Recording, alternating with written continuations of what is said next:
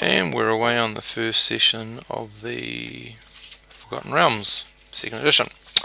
So we're going to start playing in a place called the Vast. So Anthony, you've not. Where did you play in your previous game? What was the world? Was it a homemade one or a published one? It was Baldur's Gate. Okay, so were you doing Avernus? No, we're doing a purchase sort of one. They did Legend of one of the characters is called Biggest. Okay. 5th edition? Yeah, it's 5th. Yeah. So the It's 5th edition... descent into Avernus then. Probably. Yeah.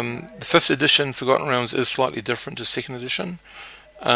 So don't count on all the stuff you know about the land from that game being here, because it depends on where in the time scale it is, and I've got to actually find the right time, the year. Okay, so the Vast, which is on the map in front of you, it does go up a little bit further north, not much, but right at the top here of the map. We're in pinging, if you're out a bit. Up further is the Moonsea and, oh god, whatever it's called, Mulgaunt or something. I was about to say Mulmaster. Mulmaster, which is not a great place. Mulmaster Beholder Court. Yeah. Pardon me. But Masker's Eye is a really cool place. I'm going to give you a description of that. Just so that's up the top. Off the right of the map there is a way through the mountains, and because there's two sets of mountains, although you can't really see them that well on this map. And there's a passageway that goes to Ilmpotur, which is another country altogether. No, that's too far, Steve. And then down to the south, you can see Procampa, which is one of the I think 4 sister cities, basically, that have got together to try to form an alliance, to try to form some sort of sense of safety around here. So Procampa over here, which is sort of old money. Tantris, so from the year of the time of the Troubles, where the god Torm fell and was defeated, or defeating Bane or something, I can't remember the whole story, but basically there's a northern part of the city that is got wild magic, or dead magic, one of the two. But it's not a nice place for magic users. I think it's dead magic. Then you've got Raven's Bluff just below it. I'm trying to find a scale so I can tell you how long it takes to move from these places, but I'm finding it hard because they didn't give me a scale in the map in here, as you can see. Raven's Bluff is built over a dwarven city, which I'll talk a bit about, but it's sort of like an adventurer's town, and it probably will end up becoming the town that you probably travel to the most. And then you've got Selagol way down here in the south. I'm actually going to set you guys up over here near the high country, because that's the most dangerous. Cool. And the most fun, because that's where the most treasures probably is. Who knows? So I'm just going to give you some. So Vast used to be at one time known as Vastar, and that was 2,000 or 3,000 years ago, and the orcs used to rule over the whole area. Then a while after that, because there were dragons in the area, the dragons decimated some of the orc clans, but also along came some dwarves with the help of a few humans and elves. Elves were around here, but not in any great numbers, because the orcs, the Vast was once completely forested. The orcs managed to chop down almost all the trees and use as barely floating barges to get across the other side of the Sea of Fallen Stars to attack the Dale Lands and come close to Mithranor and all that sort of stuff. And just so you know, Anthony, Mithranor was one of the holds of the elves a long time ago. So the dwarves came along. They mined in the mountains, they came west and south underground, following veins of good ore, met the orcs, and basically they managed to take them out, which was great. A wee while towards the end of their time, came a magic user, a wizard, whose name was, just trying to find it.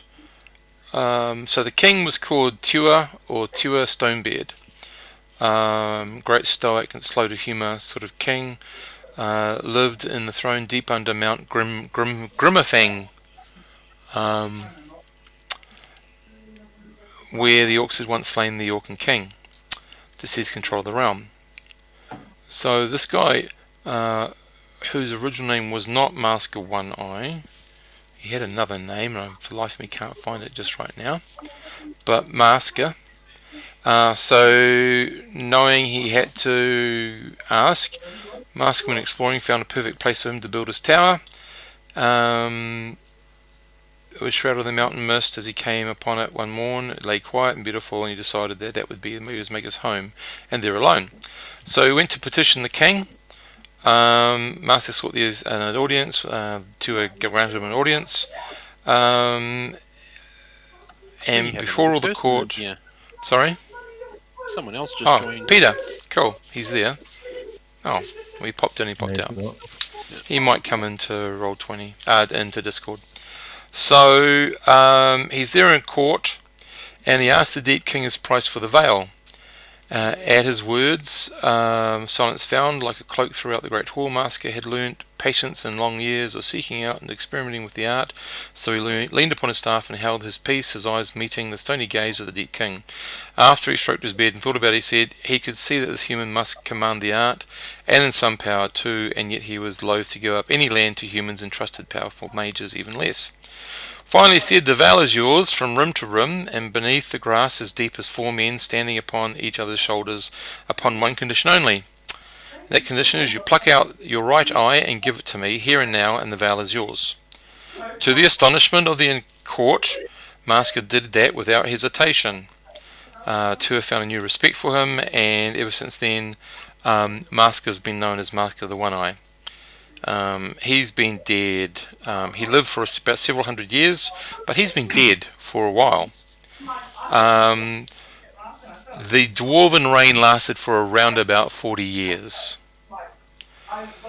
Then, unfortunately, orcs, being quite well at regenerating their numbers, came in and fought the dwarves almost to extinction. Killed the High King. The humans came in, helped them. The elves came and helped them. Managed to overthrow the orcs. That's when the leader was chomped up by a dragon. And so the humans sort of won the day, but the dwarves most of them decided to quietly exit the area. So there's lots of rumours about, up in the high country, there's all these dwarven ruins that, if they haven't been infested with monsters, probably there's treasure galore laying there, waiting to be tagged. So that's a sort of talk about that. So there's a lot of information here. Most men came here to farm. So there's 2 sorts of people. There's 3 sorts of people. There's the farmers. They don't tend to trust the big cities. They are places where bad people congregate. They just want to get on and plant and reap and just keep going through that cycle and just having a peaceful existence. The people in the city need the people on the farms to provide the food for them. So they've come to some sort of mercantile arrangement, which is fine. And then you have the last group, adventurers. Most farmers will see you with a little bit of a leery eye because they don't know you from a bar of, from a tripped over a sheep sort of thing. So they don't tend to be that friendly, although they will give you, if you can talk your way in, that's fine. But if you can gain some reputation in the area and get known and actually ingratiate yourself into a community, you'll have friends for life sort of thing. But of course it's going to be, and we're going to talk about where you will come from, so you're going to be known as a person from a certain area. So what can I tell you about the various places? So let me see. So I'm going to start with, if I can find the frickin' thing, because I managed to bloody print this upside down, which has been very helpful. Kellaunt. Kellaunt is a medium-sized city at the mouth of River Vespa. So you can see it right up there.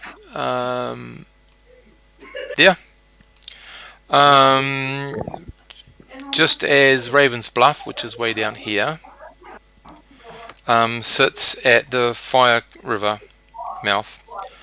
Well, sorry, that's one of the sister cities, sorry. One of Raven Bluff's 4 sister cities in the Vast, the others are Procamper, Tantris, and Sergolol. It is a squalid, depressing place, full of tumble-down buildings and rotting slums. Only a few upper-class merchants and successful adventurers can afford to live in the manor houses along the city walls. The city's chief business is tanning. Mariners say you can find Kellaunt in the deepest fog by the stink alone. It's ruled by someone called the Supreme Scepter Ballas Thanatar, who is a former an adventurer. He also has set up with 6 of his foremost adventuring companions. These are all merchant dukes. They've all become rich on the backs of everyone in the city, sort of thing. They also have a standing army of about 6,000 soldiers led by 20 captains who are paired up with their own battle mages. They have a navy of 6 ships to help keep the pirates at bay, but there is a rumour, of course, that the pirates find more welcome here than in most other parts of the Dragon Reach. That's pretty much all you get to know about Kellaunt. Then we go to Tantris. Just let me find Tantris. Getting there. Okay, Tantris. Yet another of the vast sister cities, so that's just slightly north of Ravens Bluff. Yet another vast sister cities. Tantris is the river Ravens Bluff's dark twin, at least to hear the Ravenians tell the story. The Tantrins will tell it somewhat differently. The walled city suffered greatly during the time of troubles when its patron god Torm actually manifested himself in gigantic avatar form and fell in battle defending the city from the evil god Bane, destroying a good portion of it in his fall. The resultant dead magic zone was initially viewed as a disaster, but has since come to be considered an unusual resource from which the city can benefit.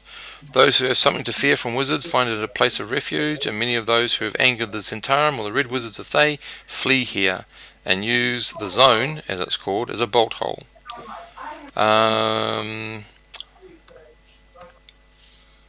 That's pretty much what you know about Tantris. Not a lot, but that's because you're coming from inland. Procamper. Procamper's an old money weird sort of place. So the rich and independent city-state is another Raven Bluff sister cities. Of all the other cities in the vast, Procamper is the only one the Ravenarians look up to as her elder sister, if you like. Procamper is an old city ruled over by a hereditary overlord known as the Thurtle, Thultyrl. The present Thurtle is the young, vigorous, and popular Rendarth of the royal blood. Protected by a strong army and stronger navy. It's decisively defeated pirate raids as well as attacks from Mulmaster and Sembia. It currently has a mutual defensive pact with Sergolol that has been to both cities' benefits. Visitors use the happy chaos of the bluff, often find themselves nuzzled by all the rules and dominate this thriving city-state. The one thing that's really interesting is that it has 8 regions, and each region is separated, and you can tell which region you're in by the colour of the roof. Actually, the roofs are coloured differently to which region you're in.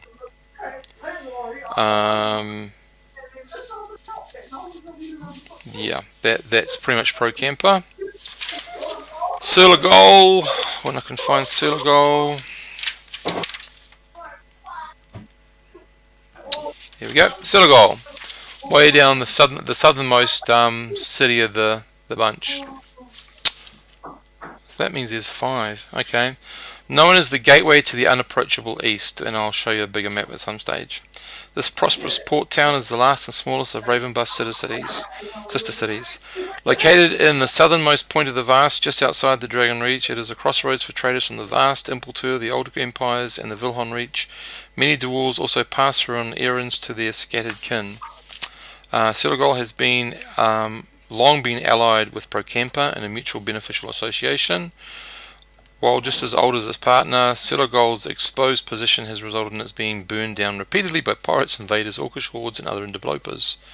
The current city stands on a hill compromised entirely of the foundations of the 20 or so previous cities built on the site.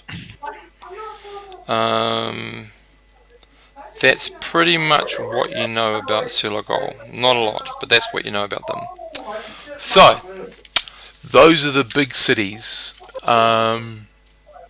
You've got a couple of places that you'll know about. So I'm going to talk to you first about Fire River, which is this river here, which sort of is your southern boundary, if you like. Alright, just got to get to it. Because this is done alphabetically, and some of the pages are upside down, which make it really fun to read. Okay, Fire River. Okay, this large, generally placid watercourse descends from the grassy plains of the high country, where it may well feature in legends and treasures finds not covered here, cutting across the Vast to reach the Sea of the Fallen Stars at Raven's Bluff. Many springs rise in the southern Vast to join it, and their sources are cloaked in thick stands of trees, which have hidden many an outlawed treasure or reclusive mage over the years. It is said that more new and terrible spells have lashed down the Fire River Valley than anywhere else in the realm since the fall of Netheril. Some of these wizards' secrets have died with them, including where their magic items and spellbooks are hidden. The oldest and most powerful mages have extra-dimensional resides, apparently. This is part of the rumour and legend, with helmed horrors and other guardians, magical traps and gates linking them to other places in the realms and to other planes. Most of the wizards have simpler hiding places. There is also a smuggler's tale from the early days of Raven's Bluff. Barges of goods were often brought into the city by night from ships standing well out in the Reach. On one occasion there was treachery and often spell battle on the docks. The barges hastily scuttled away up the river. In the darkness and confusion, at least one barge sank and presumably still lies somewhere in the mud of the river bottom with its cargo of thousands of crated, newly minted gold pieces. So that's the Fire River. Dragonfall over here would probably be one of your western boundaries. This is the largest settlement along the North Road between King's Reach and Silagol. So King's Reach is way up here somewhere. Oh no, there it is. King's Reach is over here.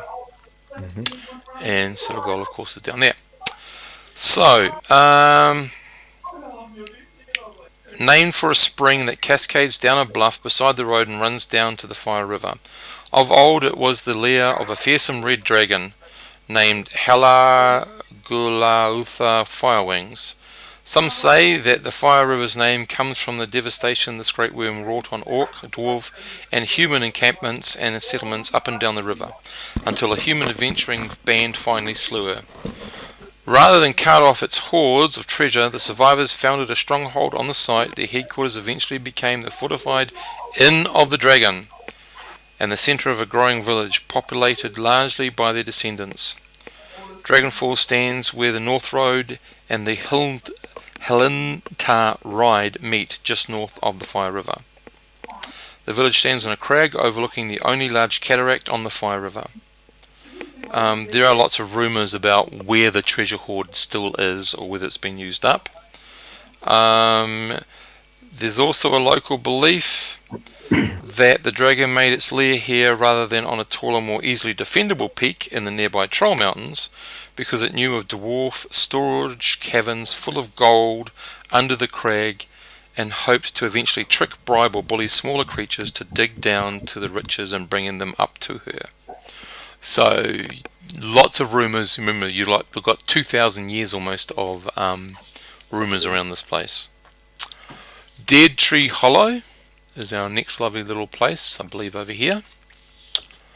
This one-time camping place on the North Road is a small valley with its own ponds marked for years by a huge gnarled old oak whose trunk was as large around as many cottages. Only the rotting stump now remains. The druid who made his home in the hollow trees many years was burned out by a hungry dragon, perhaps the dragon that led in the nearby Dragon Falls. Dead Tree Hollow, as it's now known, is a sleepy little wooded village known for its fiddlehead in season and fern frond soup, exotic mushrooms, much prized by gourmands around the Dragon Reach, and its excellent wagon works. The Hollow also has its own treasure tale, more unlikely than most. An elven carriage is said to be buried somewhere in the Hollow, perhaps sunk in one of the various ponds. A magical flying conveyance from long ago, still packed with the gem-adorned silk gowns and jewellery of the haughty elven lady who died on it. Her bones and those of her guards may well lie with the fallen craft too. They were slain by a furious elven mage, a scorned suitor, whose spell smashed them from the sky and then buried them alive. This happened a very long time ago, but elves in the land around do remember this, and if you're an elf, you remember the tale. The incident, because of the extreme wealth of the lady in question, she had outlived 6 husbands and taken all their wealth for her own. Yeah, so if you want to try to find that, you have to. And I'll type in her name for the elves, because the names know the name of the lady. Just give me a second, because it's one of those weird long names that the Forgotten Realms loves to use. Is everyone else taking notes as well? I hope they do, because I'm only going to say this once. I am. I'm taking some. Cool. So that's her name, Lady Alashahi. If you're an elf, you know that name. If you're not, you just know a great elven lady. Where was I? Dead Tree Hollow. Also, the Hollow is a dead magic zone where no spells work. It's said that the effect is the price of the reckless spells hurled by the angry elf mage long ago. Okay, so that's the Dragon Tree Hollow. Then you've got Swords Pool, which is further up the King's Trail. The North Trail, sorry. Where are we? Swords Pool. Swords Pool. Located in a wooded dell on the North Road between King's Reach and Dead Tree Hollow, this waste-stop village is notable mainly for the excellence of its inn. The Nine Swords, strange isn't it, stands on the west side of the road, between it and the deep dark pool for which the village is named. The inn's name comes from the only local treasure tale. A local wizard in the early days of the Vast cast a spell to preserve and protect the magical swords accumulated by his adventuring companions. The spell outlasted both its caster and the sword's owners, confounding greedy adventurers to this day. If the right words are spoken, apparently, 9 magical blades will rise in unison from the pool, dripping and hang vertically in a ring a dozen feet above the water, hilts uppermost. The pool at that point is more than 50 feet deep and a good 40 feet from the shore, so the legend goes. But if a living being can somehow reach the ring and touch a blade, the sword will be released from the magic and fall back into the pond from which it can be fished. The other blades will remain hanging until touched, or until a time has passed, at which time they will return. No one has found the blades by trying to drag the pole, or casting Dispel Magics, or casting Detect Magics. Where is this, sorry, located? Swords Pool. Swords Pool. Yep. It's just above Dead Tree Yep. Hollow. So what sorts of magical blades are included in the 9 is not recorded. Swords Pool has been stocked with trout and the tiny, sharp-tasting fish known as many fins by the owners of the inn. Three Sisters, illicit fishing is not encouraged, but does occur on dark nights. So then we get up to King's Reach, the High Reach, way up here. So much notes. Yep. And then I'll talk a bit about the High Country, because that's the next thing you need to know about. King's Reach, where are you? Here we go. King's Reach. King's Reach is a wealthy fortified town that has always served as a centre for trade between those bringing ore from the mines to smelt or worked metals smelted elsewhere, and those bringing goods by barge upriver from the Reach to trade with the miners. So originally the miners were dwarves, now they are mostly humans, with only a few dwarves remaining. The Reach marks the highest navigable upriver point on the Vespa. Above the town, the Vespa's chill, clear waters are broken by a long series of rocky cascades. The town's name comes not for the reach of any human king into the dwarf lands, but for the fact that Tuatha Stonebeard, king of the dwarves, decreed long ago that this is as far into the mountains and no further would men be permitted to reach. Other origins for the name have been given, but most sages agree that this is the oldest and possibly even true. It's one of the largest smelting centres in the vast, the source of many trade bars of iron, silver and palm ingots of nickel and copper. Zinc and gold are also found in lesser amounts. Trade metals all wind up in well-guarded fortress stronghouses guarded by men whose crossbows let loose at the first hint of trouble. Orcs and brigands try their luck fairly often, but are most successfully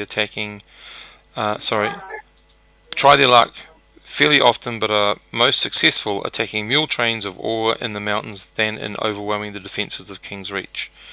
Adventurers and mercenary warriors do a brisk business as hireling guards, seeing one train safely to the smelters, and at one time or another just about everyone in King's Reach goes out alone or with a trusted friend or two, trusted at the outset at least, seeking their rich vein of gold that will make them rich for life.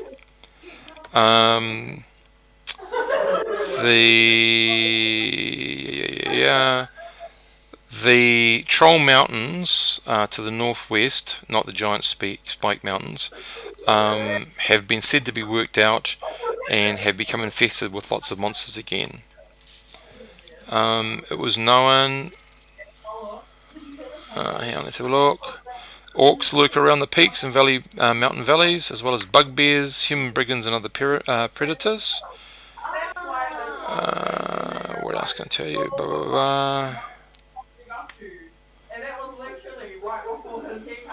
Lone, gold-crazed dwarven and human prospectors are said to live like beasts high in the mountains, attacking those who venture too near their claims. There's tales of caverns stacked high with dwarven gold, each guarded by a lone wolf prospector who managed to slay the dragon or wyvern who guarded the hoard. And the fact is that some of these tales have actually been proven to be true over the years. Lashan of Scardale is said to have founded the treasury that drove his dreams of empire by leading a loyal band of followers into a successful attempt to find and empty one of these gold caves. So that might be something that interests you. Then we get back to the High Country. It's a lovely place, but very dangerous. Nope, got to go back further.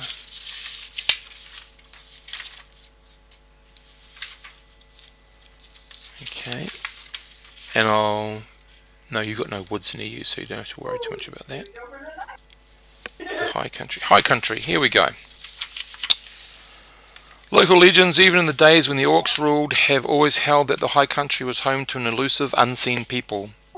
Wanderers' reports of sightings have been few and contradictory, so the exact nature of the inhabitants is not known. Guesses include dryads, sprites, doppelgangers, treants, feral halflings, and some unknown fey race. There are areas, particularly small hidden dells, crowded with old moss-covered trees, sparkling pools, and the occasional standing stone that prudent shepherds will avoid. If weather or mischance brings an experienced shepherd into one of these areas, the custom has been to leave as soon as possible, move quickly and quietly, light no fires, cut no trees, and leave behind one or two sheep tethered at a stake with a loudly spoken but humble apology for trespassing. The less prudent take their chances, but fewer return to bring back tales of the hidden dells. Sheep trails crisscross much of the high country, but the hidden people tolerate few buildings. Shepherds use simple temporary turf huts. A few lonely, widely separated stone towers standing in the easternmost reaches of the high country are said to belong to powerful reclusive mages. It's also said that they tend to be left alone by these so-called hidden people because they turn back most of the orc bands that wander down from the surrounding mountains. You guys are from this area. Oh, great. Well, you've got several townships you can come from. Dragon Falls, Dead Tree Hollow, Swords Pull, or King's Reach. Swords Pull. I obviously wouldn't come from... Oh, sorry. Swords Pull. I obviously wouldn't come from Dead Tree Hollow. Why is that? Because there's no magic there and I'm a magic user. That might have actually created the spark of your interest. Think laterally, not necessarily directly at it, but swords Pull's your choice. I don't have no problem with that because it's got a perfectly good reason why you want to be a magic user there. Yep. So where are the rest of you? So the dwarf, where are you from? Reach, I suppose. Sorry, King's Reach. Yep. Cool. Okay. I'm going with Dead Tree Hollow. Dead Tree Hollow. And Anthony. Voldoon. Which one do you want to go to? So we can obviously come from the same place. Right? Yeah, of course you can. Yeah, I'll do Swords Pull as well. Okay. Rightio. So those are the area you know a bit about it.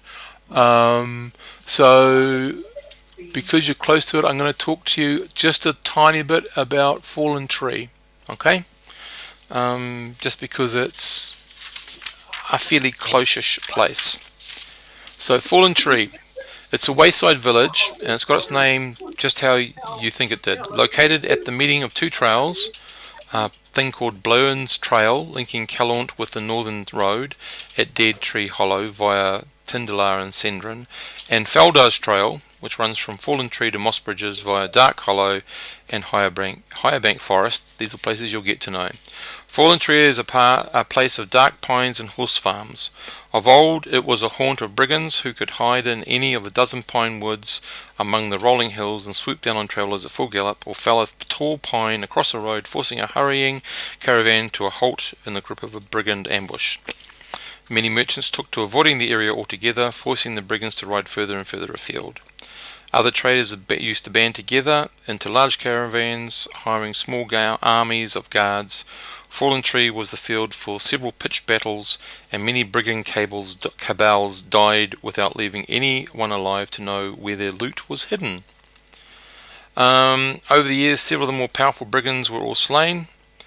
Many small treasure caches, usually a chest or a few rotting sacks crammed with a varied assortment of coins, have been found around Fallen Tree, usually found buried at the base of old pine trees. One larger cache was an entire wagon of silver trade bars buried whole, with its dead guards transformed to undead skeletons over the years by their proximity to guardian spells on the treasure. Rumour has it that once a mid-level wizard and his two apprentices fell in battle with brigands, and that their spellbooks, magic rings and other items lie buried somewhere near Fallen Tree. Local legend also holds that an ancient temple to Garagos, the war god, he's an ancient god, is located in a cavern under one of the cottages in the village, a temple adorned with magical weapons gathered by cultists from all over the realms. Rumour also has it that the temple still sees worship of the fallen battle god, and that spells in the sanctuary can be called on at need by the devout to animate the collected weapons in a whirling defence of the holy place. I think we lost someone. Dean. He'll be back. So, you have a shit ton load of places to possible treasure. all over the place. I love this particular place.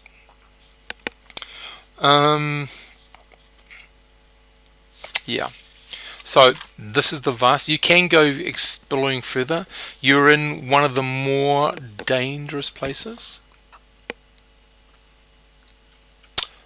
that being said, about the only dangerous place that there isn't in the Vast would be some other place in the realms, because it's all pretty much down. Well, yeah, Seven Echo, which is down south a bit, is quite a nice place, but you may not get there for a while. I missed all that. My computer had a Yep, not much. What did you miss? What was I saying? fallen tree. Okay. So basically, a lot of brigands. So there's lots of possible treasure around. Also, there's a great wizard with two of his assistants fell in battle, and they're supposed to be their spell books and rings and all their magic and treasure is supposed to be there to be found as well. Temple buried under a cottage somewhere. And a temple to an ancient battle god is supposed to be buried somewhere that's got heaps of magical weapons, but there's still worship going on and they can use the weapons to defend themselves, sort of thing. So you've got that as well. So Wolgar, what was your god again? Dumathoin. Yep. Cool. And okay, the rest of you can choose to follow a god if you want to. I can tell you the gods that are most popular around here. Timora is quite popular. Lady Luck. Yep. Hang on a second. The dwarf already has his religion, so you probably won't want to pick a religious one there.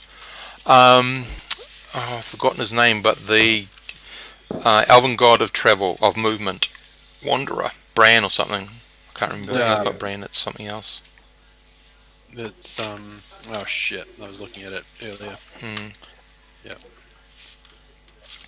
That's another god.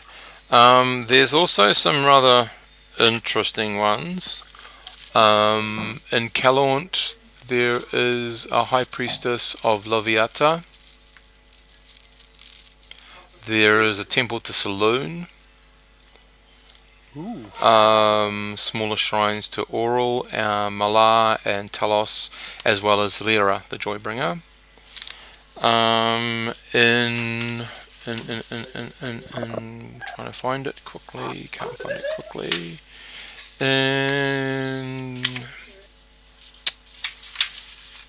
God. Procampa. There are, let's have a look. There's a whole religious district. Yeah, so you have to go there, but Saloon, Walkeen, Chauntea, some of the more, because there's a merchant district as well, that sort of stuff. And because it's a coastal town, there's also the sea bitch. I can't remember what her name is. Umberlee. Yep, Umberlee. And there was Tantris' Torm, obviously, but also, just give me a second, I can find it. And Surgol has got some of their own other interesting people. Tantris. Okay, Tantris, where are you? There you are. So Tantris has Torm.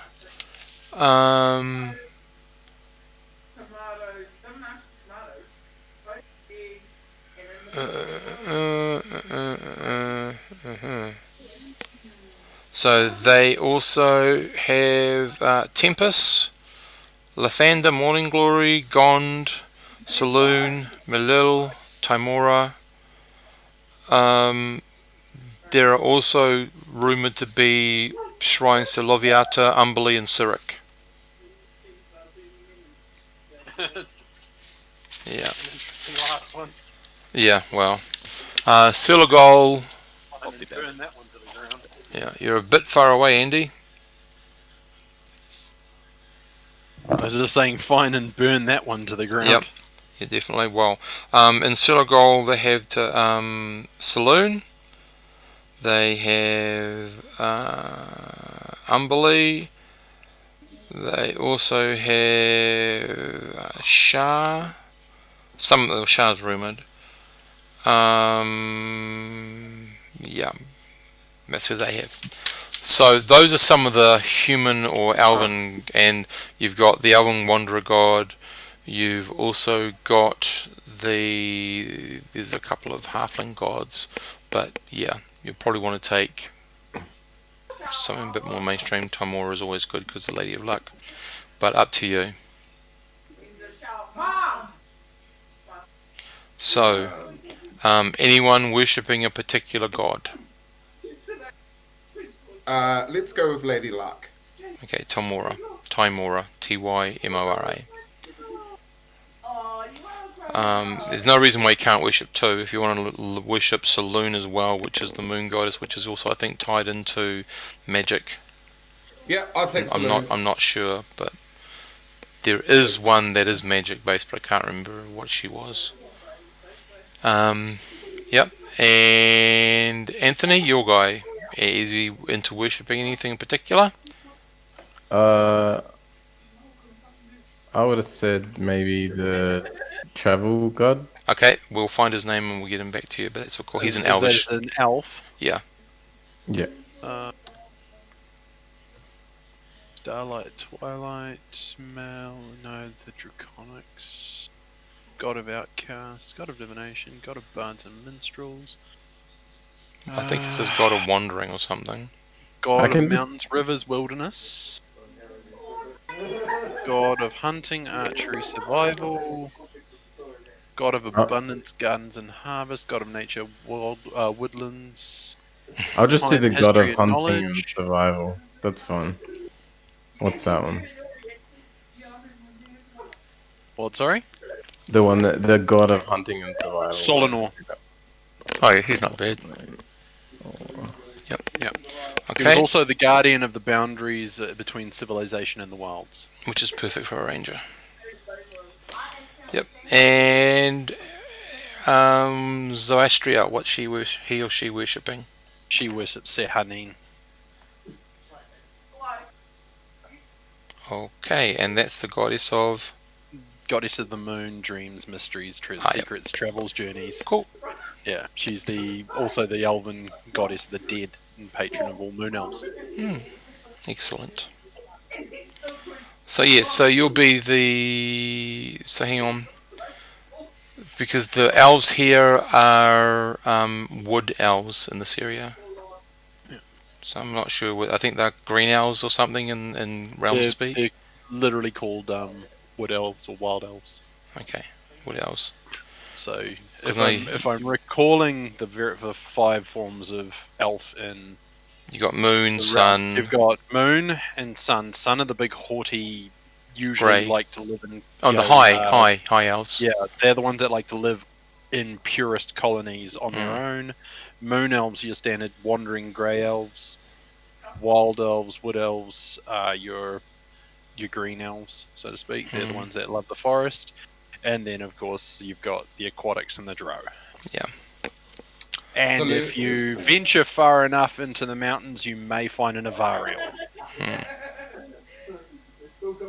So what? Sorry, Dean. No, I'm just reading up on Saloon. I think it works well because she was an awesome warrior as well, fighting with divine fury with martial and magical skill. Oh, Cool. Saloon's an amazing one. They actually named one of the moons. Selene. CE. Oh, Selene. Yeah, that's Yeah. right. It's the tears of... Of Selene as well, the asteroids that follow. Yeah. Okay, so that's your background. You've got your little places. What I'm going, because I don't think they've developed any little pictures of villages. So as we go in the game, you guys can write up a little map of the place. We'll just decide on the number, and you can imagine it up. And if we can't find any official stuff, which I don't think there is, because there's never been a thing called the Vast come out. And we'll just go there so you can have an input into what your hometown looks like. I think Lincoln, they do have something for King's Reach, so you won't have to, because that would be quite a significant undertaking. The others are more small townships, villages. Yeah. So, where do you meet? I'm going to randomly roll that, because that's more fun. 1d4. 1. Cool. You, for some unknown reason, you're all at Dragon Falls. Oh yeah. Yeah. Oh, yeah. So, yeah, the other thing is, like, the best taverns and inns isn't in the cities. It's actually out in the country, and your Swords Pool is one of the listed great inns of the Vast. The finest is the Wizard's Hand in Masker's Eye in the north. Oh no, sorry, yours isn't, but it's still a good one. The Worried Wyvern in Seven Echo, and the Elfin Armour in High Hesper. These are widely renowned taverns and inns. Yeah, I'm just trying to see if there's any mention of your one. Boom, boom, boom. No, I can't see any mention of it, sorry. Okay. So, Dragon's Falls. What are you why are you here? What is your outlook on things? What is it you're wanting to hopefully try to achieve? Anyone can start this conversation. I was hoping to hear that there was hoping to get a hold of some of those rumors of where the treasure is. Okay. Dragon. Rightio. So I've entered the dragon. Dragon. Yeah, the end of the dragon. Okay. Anyone else? I would be probably down here as having just picked up some work on covering a caravan coming down this way. You probably, as a way of getting away from possibly a light bit of trouble I may have caused back at Dead Tree Hollow. Mm-hmm. I was about to say the same thing. Laying Caravan low. from King's Reach. Okay, so one's on a caravan because that was an actual legal thing to do, and one's on the caravan because of some questionable things. Yeah, I'm well guarding the caravan because I'm guessing caravans would go south from King's Reach, Yep. straight down that road. Though, well, it could turn off into Tantris or Raven's Bluff from Dragon's Falls, or it could carry on south. But your part basically has been fulfilled. Yep. You've been staying at Dragon's Falls for just a wee while. So money-wise, you unfortunately don't have a heck of a lot. And so you're in lodgings.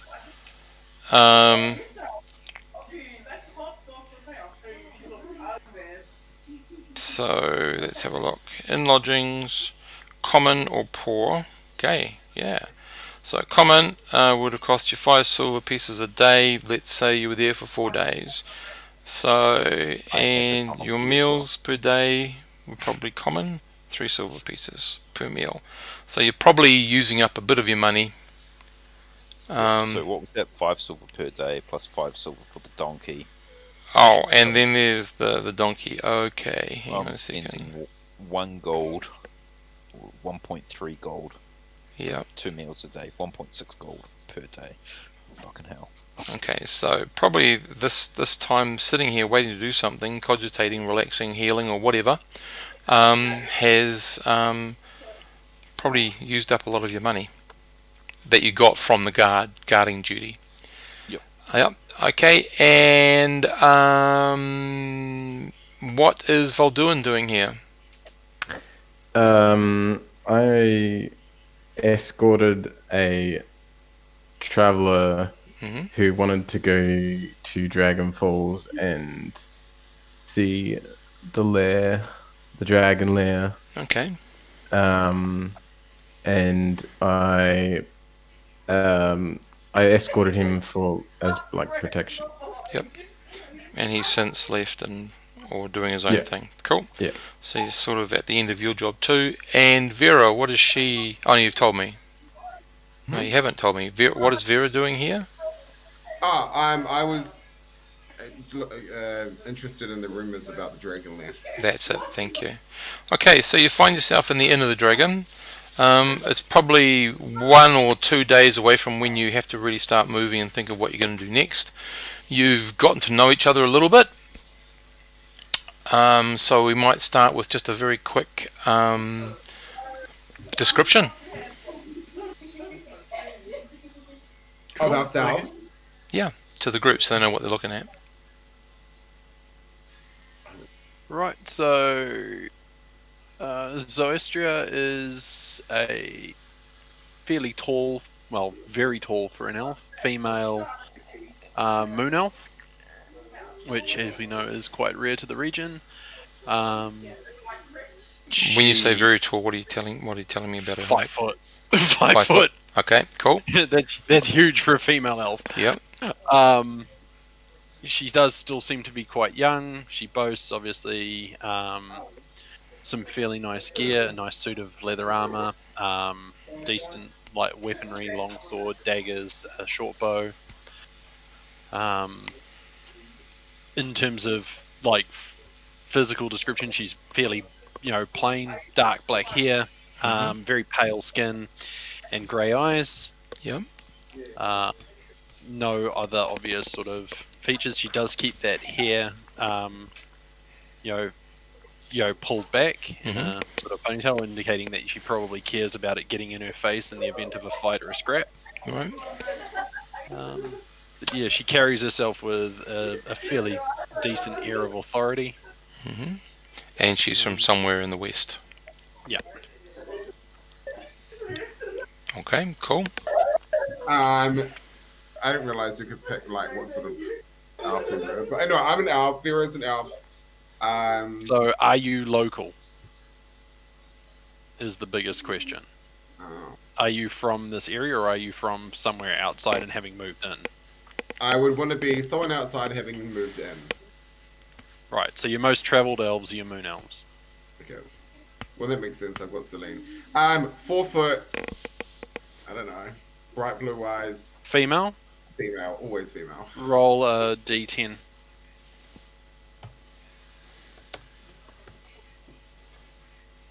10. You're the same height as me, 5 foot. Oh.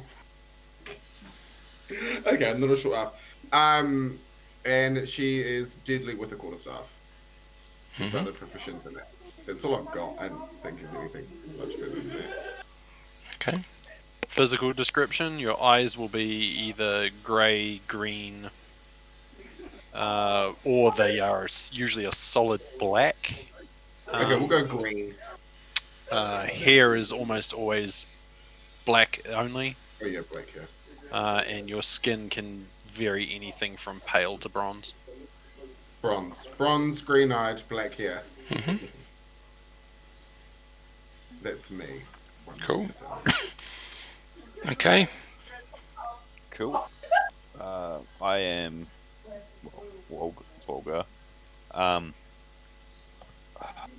Where is it? I'm 4.5 foot tall. I have pale skin, Excuse me. ruddy brown long hair. That's plaited. Yep. I have again a plaited beard with a silver clasp at the ends of it. Yep. Yeah, that's about it. I've heard tales of tutu wearing wizards that you should be careful of, dwarf. Yes. I have What- clasps. What weapons not and ribbons? like does he have a holy symbol? What weapons does he use? I have a holy symbol, a silver holy symbol around my neck, and I use a warhammer and shield or a lucerne hammer. Okay. Cool. Baby. And I have a donkey. And the donkey. And does it have a name or is it just the donkey? Bastard. Called So- ass. Who bites? Okay. Good to know. Okay, Anthony, you're up. I'm a wood elf. Cool. I don't know why I've got a height of 61. Yeah, men are taller. 61 Sorry. inches. Oh, you're Yeah. 5'1". Oh, You okay. literally are almost dwarfed by the girls. Okay, so 5'1". I have long brown hair with, I don't know, am I allowed to have green eyes? Yep. Am I allowed? Yep. I was thinking gold eyes, but I don't think you can have gold eyes Yeah, I'm as pretty a sure they're the wood elf same. thing. Possibly, but I think that's more reserved for the high elves. Yeah. Yeah. Okay, so I'll just leave it as green. I'm a Heavily ranger, bronzed skin. bronze skin. Yep. Okay. Yep. And I've got I've got 2 blockers on my arms. I'm carrying 2 short swords, a bow on my back, and I have 2 daggers across my chest. Just 2. I thought you were going to buy 4. Oh yeah, but can I put? I mean, You just remember, I just was put it gonna as a have belt. 2 in my bag. Oh, up to you. and then- Up to you. Up to you, matey. I've It's your only character. bought 2 That's all sheath cool. things, Okay, that's all cool. but Yep. No, that's all cool. I can. No, I'll you get- do it how you I'll want to get do it. some I just thought you wanted a bandolier, that's all. Yeah, I've got 2 on a bandolier, and then 1 is tied to a boot. Oh yeah, I could do. Yeah, that's a good idea. Can I just put like 2 in either boot, Yep. 1 in each boot and one and then 2 on the belt. 2 across the chest? Yep. So you got 2 throwing daggers and 2, if you need to, hand-to-hand daggers. Yeah, Which Yeah, could I be like throwing that. daggers if you need to in a pinch. yeah. And then a bow slung across my back. And a quiver filled with arrows now? Yeah. Excellent choice. Excellent choice. Right, so it would appear that Voldern is actually a native elf to this area. I was gonna say no. Okay. So he's a recent arrival. Yeah. And for elves, a recent arrival could be anywhere between like 10 to 40 years. Because they live a long time. So, okay. So I was say I got here like maybe 10 years ago. Okay. Rightio. So you guys now have to decide what and where and how you want to do things. In Dragon's Fall, at the moment, there is no real need for guard duty. It's coming. It is spring, so that's when most of the caravans start moving. But you're sort of waiting for the caravans from the cities to come up into like the closer to the mountains to bring their wares and then get trade and that sort of thing. So yeah, it's just the King's Reach that's really been choosing anything which can send stuff off at any time. It's not a seasonal caravan, it's an all year sort of thing. So caravans might not be the best opportunity for another month or so. And I'm assuming people don't have the money to wait for that. No. I have money. But I'm not waiting. Yes, let me know that. So in this party we have 3 elves and a dwarf. Yeah. It's not the making of a bad joke.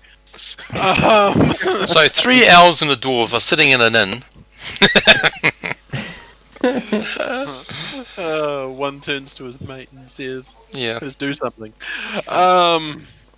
Right. So So you could go anywhere you want to go, guys. You How- can how head big south, is, you can head east, west, north. how big is the falls in terms of size?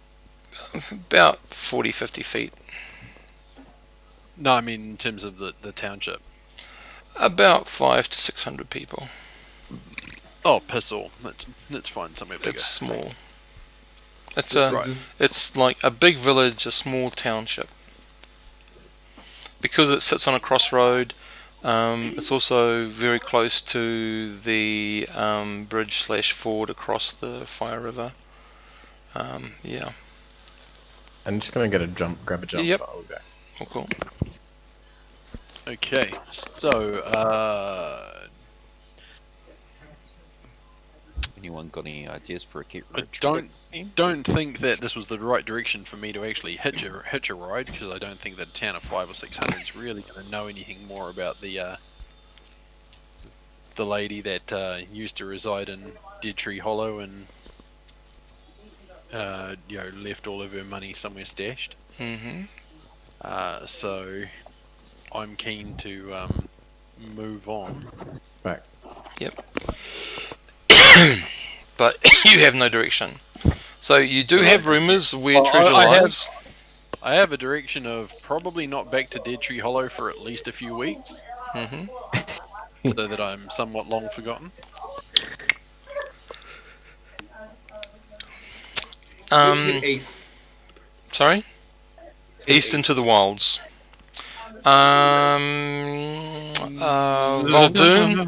Voldoon, you could remind them of Fallen Tree if you want to, because that's probably where you got the guy and brought him down here. Or you could have met him at the ford before getting to Dark Hollow and brought him along this way. Fallen Tree is My Brigantine current country, thoughts isn't is it? We could go out gold digging. Yeah, yeah. Fallen Tree is that country. Though I suppose we need funds before we start that. Yeah. Yeah, we need funds to supply us to go out gold digging. What do we need funds for when we have each other in adventure? Check this lizard out. That's a joke, right? Who needs friends when you've got money? Can I cast armor on myself? Yes, you can. But probably Remember, not like you're your town, in not civilized your area. town. Yeah. If you were a member of this township and someone cast a spell, how would you feel about that? Without wait. knowing what the spell was. Oh wait, okay. So is okay, so magic isn't really Magic wild. isn't something that you just do in the open. Oh, okay. If you go into your room and do it, yeah, maybe. Yeah. When you're leaving town, sweet as. But It's gonna right be in the the middle, same thing right with in the me. middle of the inn when we're talking and things like that, not the best idea. No, people tend to get a little bit itchy around Yeah. people who do that. Right. So is everybody paid up for today at least, whatever Mhm. time of the day it is? Mhm. Right. Okay. Sorry, what do you mean by that? Like, is everybody? It's paid assumed their- everyone's paid the inn to stay paid the night. inn to stay and here have at a least one feed. night. Oh, okay. Sorry, how much So was that that? No, we've at it's least got the assumed ability you've to done sit it, out so in I'm the not morning. worried. Yeah. Right. So, we stay here one more night. We're going to then proceed. Like I think Fallen Tree sounds like a good idea. When I go back to my Um, room, I cast armor on myself. Yep. So no one else sees me. Yep. But does anybody else have any other, must do? How do you want to get there?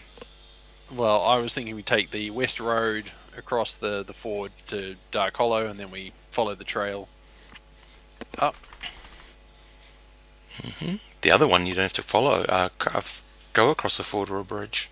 It's all land based. Yeah.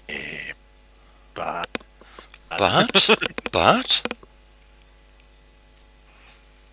Well, guys, what are you doing? Interact with each other. Make Okay, the story. The quicker way to get to Fallen Tree, is that not through Dead Tree Hollow? It's through Dark Hollow. Is it? no, it's not. It's quicker to go through Dead Tree. Yeah, it's quicker to go just that way. It's definitely quicker to go through Dead Tree.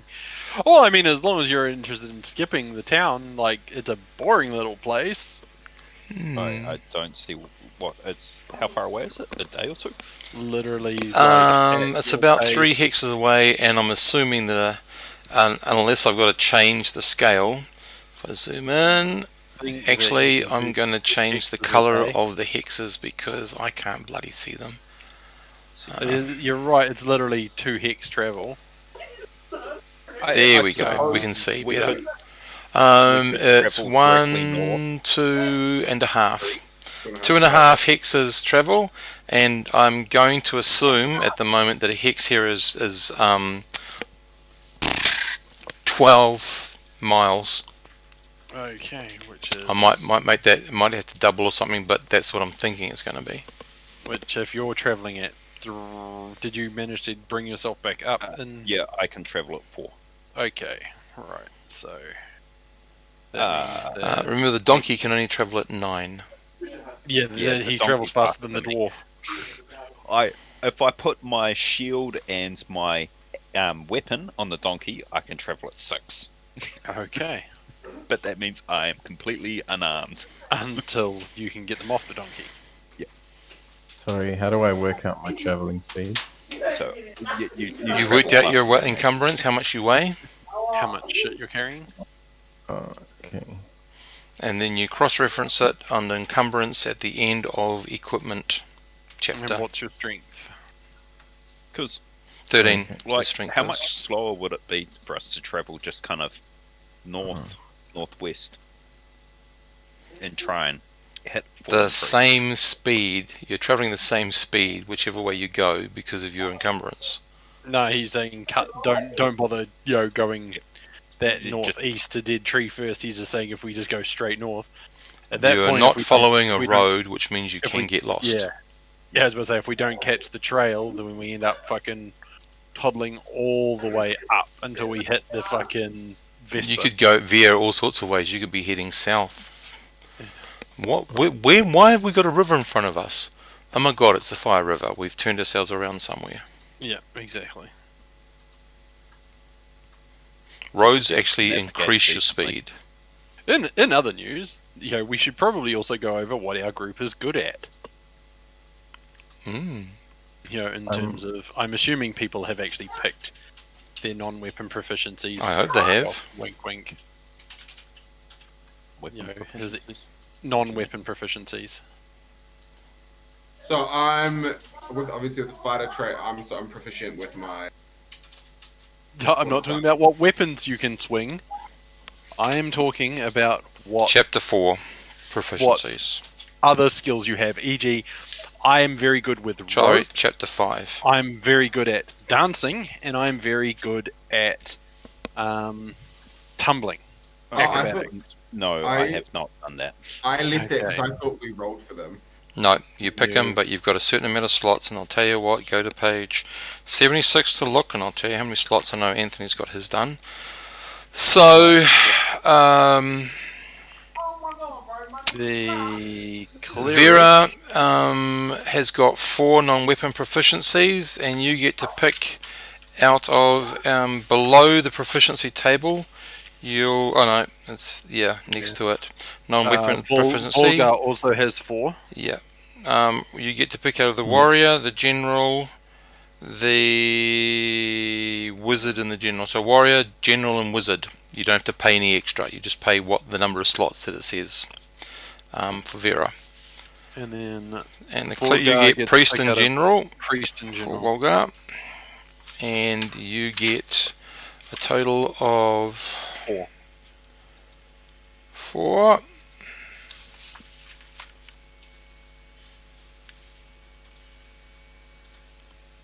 Okay, let's roll it. So, Anthony, you might be able to tell them what your character is, because you've Yeah, I already was went about to say, through. what skills did the I- ranger bring to the party?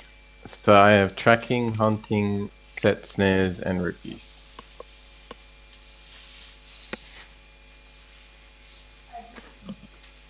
Actually, no. Was I good with rope How use, many or was I non-weapon snares? proficiencies would My I get? apologies. I'm set snares, tumbling, and dancing. Okay, so I just pick 4. You Yeah. pick 4 slots worth, so you've got to be where some things are worth 2 slots. Okay, where the hell is my book on? Okay. Oh, I see. Okay, I see. Non-proficiency.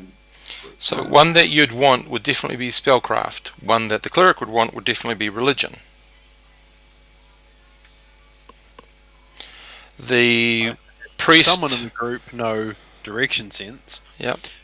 The priest might want to ignore religion. I don't know why, and go for healing and herbalism. Sorry, what does check modifier mean?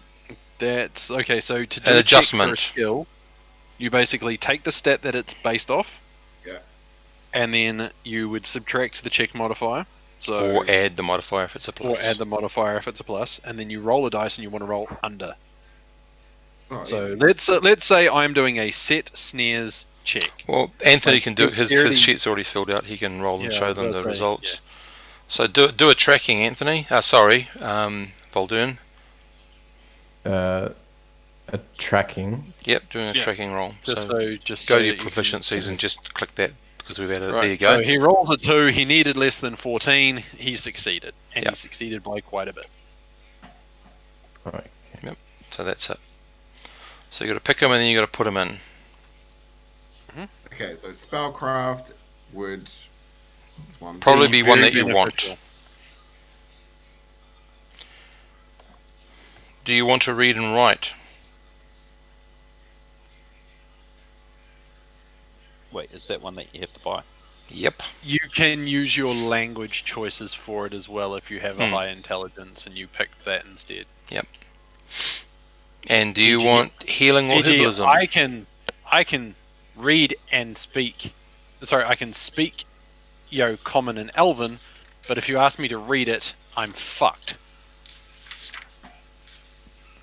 Yeah, I don't have the intelligence. I don't even think I can speak Dwarven. What's You your can. intelligence? I have 8 intelligence. Yeah, you're with me. You can only speak the Common tongue and your home tongue. Okay. You And I can't read it. You can't read it Yep. or write it, which Yep. as a priest might be a reason to take the reading and writing. So, For those religious texts Yep. you come across and go, yeah, this belongs to someone dodgy. so you've got read, write, Read. Dwarven, is that right? Yep, it will be Dwarven. Yep. And then you have religion, is that right? Yep. What do you Read want and writing as... one. It's Read on write is page one. 76 if Yep. you need it there. So intelligence plus 1 is the bonus. Your religion is wisdom with no penalty or bonus. That leaves you 2 slots. What are you wanting? When you take healing, what you can do is you can heal with that without using magic. Yeah, it does up to pretty 1d3. groovy. Yeah, Yeah. but my character's idea was the blacksmith. Then make him a blacksmith. Smithy. So, Okay. so hang on. So if you want to be a blacksmith, you're wanting to be an armorer, yeah? No, there's blacksmith general. on Oh, the blacksmithing general on the general, which you can take as 1. Yep. So you won't be able to I make wasn't aware armor. there was armor. You want to be armorer. I wasn't aware there was an armor. Yep. Armor is on So the wizard armor is chart, on the warrior then chart, and it would and take you 3 Yep, slots. to 3 get it. slots to get it. Okay, that's a future project for me to work my way towards. Hmm But if you want blacksmithing, take blacksmithing. Yep. You've got the Then at least basics. I know how to Yep. work metal. Yep, and then you got 1 more point. So you could take ancient history, an ancient language, local history, navigation. Direction sense. Fire building's always good. Swimming's great if you're a dwarf because you tend to sink. Brewing. Sorry? Brewing. Brewing if you really want. I'll take fishing because I've got a fishing hook. Are Okay. you allowed to fish around here? You said something about not being able to fish. Oh no! You Swords can Pool. near Swords Pool. There's that rare fish Yeah. that they don't like you poaching. Okay. Okay, so we know your skills. The trout, however, would be fine. Yeah. It's just the mini fin or whatever they wanted to call Yep. it. So Vera, what are your proficiency skills? This might be silly. I've got spellcraft, Mm-hmm. Yep. cooking, Cooking. Yeah. Yeah. and astrology. Astrology. Okay, cool.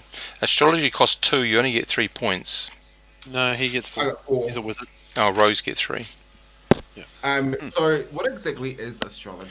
Well, if you look up on page 78, I think you'll I will read it 79. out to you, It's buddy. long. Just so you're aware, Astrology. since you have cooking, I currently carry around an iron pot. Great. This proficiency gives the character some understanding of the supposed influences of the stars. Knowing the birth date and time of any person, the astrologer can study the stars and celestial events and then prepare a forecast for the future of that person. The astrologer's insight into the future is limited to the next 30 days. and the knowledge is vague at best. If a successful proficiency check is made, the astrologer can foresee some general event, a great battle, a friend loss, a new friendship made, etc. The DM decides the exact prediction. Note that the prediction does not guarantee the result, it only indicates the potential result. Well, I guess If a proficiency check has failed, no information is gained unless a 20 is rolled, in which case the prediction is wildly inaccurate. And that means I roll the dice, so because you don't need to know what the dice is. I guess that kind of works. Like I've just done a bit of research into like Saloon and stuff. So Up to you, but don't forget. What's your intelligence? 9. Okay, so you can take read writing of the common languages, but there is also ancient language, which means you can read ancient languages. An ancient language, Nethralese being one of them. Nethralese. Yeah, Nethralese were the original magic user people. They created incredibly powerful stuff until something happened and they all got destroyed. And the Great Desert Anarok was their land, so something really bad happened. But they had floating cities. They and evicted it. Fuck it, I'll take ancient languages. Yeah, and if you want to, you take Nethralese. Then if you come across any Nethralese writing, you've got a chance of starting to understand what they're trying to do. Yeah. And most times, not every time, but most times it would be something to do with magic. What did you say, Nethralese? Neth. Where's my thing?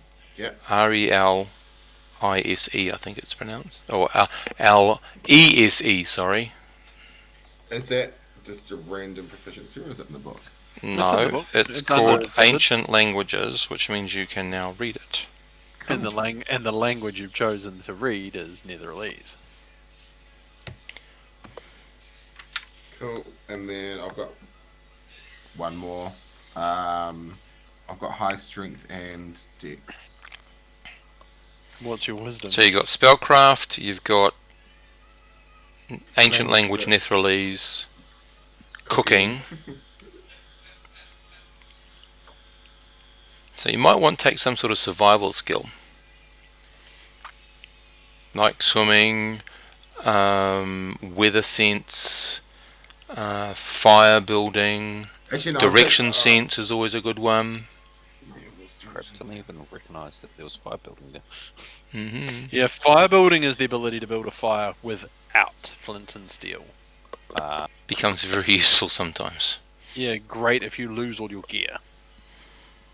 And you need fire.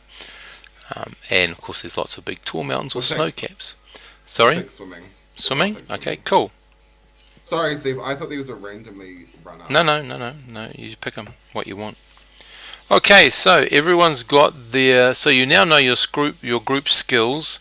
I was going to go to 9:30, but we'll go to 10. So we've got another half hour to play and see if we can get somewhere and do something. Okay. So you have an idea of your group skills, also your classes. You've got a priest of Dumathoin. You've got a fighter magic user. You've got a fighter security specialist. Fighter. Yeah, and you have a ranger. So you have a good idea of your guys' capabilities. Right. You've just got to decide on which way to Fallen Tree. So, I think we let some chaos decide. Let's take out a gold coin and let's flip it, shall we? Heads. Before we flick it, no. Lady Luck, please be on our side. Let's flick it. Let's go. Yeah, but it doesn't matter which way. We go, on a 1, we go Dark Hollow. On a 2, we go Dead Tree Hollow. Okay. It's a 1. We're going Dark Hollow way. I was going to say, if it lands on its side, we go up straight north. I was about to say, Possibly if it lands get on lost. its side, I'm wondering how the fuck Tymora did that. She's obviously not willing to help you there. I was about to say, she doesn't give a shit. Right. So there we go. There's my chaos theory for the night. We're going that way. Okay. Before we leave, I pull out a copper piece, leave it on the table, and say, "A copper to the lady returns tenfold in gold." Let's go. Nice. Okay. I'm waiting for the blizzard to turn it back. That's okay. The Waiting for barmaid what? comes over and scoops it up. Damn it!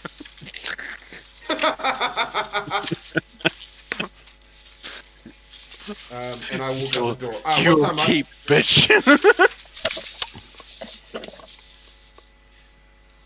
What's our Okay. order? No, well, we're not walking out yet. We're going to sleep for the night, then we're going to take off in the morning. Okay. Right.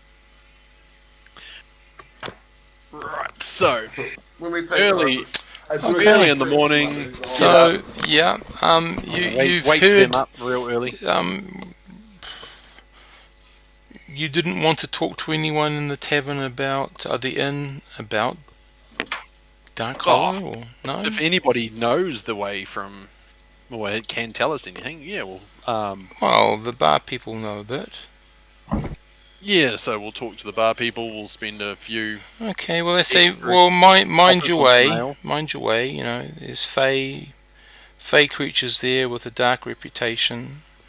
You know, fairy dragons frolic, brownies and other woodland beings play pranks on intruders, and many crazy would-be wizards dwell in little ramshackle cabins all around the spaces in the woods there. Be careful. We will. Right. Stick to Is the there book. anything of interest on the way? Any landmarks that we would see on the way?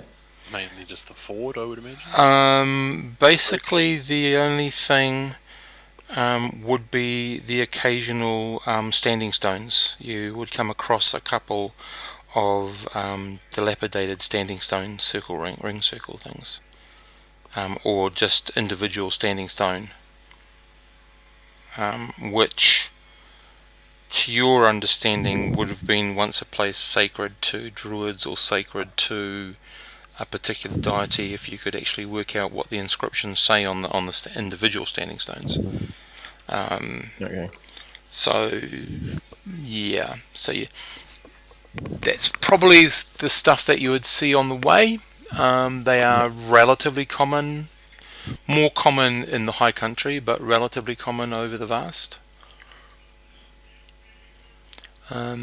Anybody else want to ask anything else?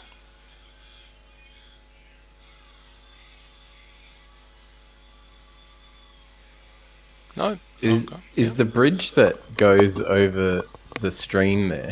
Do we know if that's just like, is there like something little town around that as well, No, or is no. it? It's just okay. It may not be a bridge, it may be a ford. Oh, okay. Okay. I was going to ask it, if anyone in the knows if we have to be careful around there.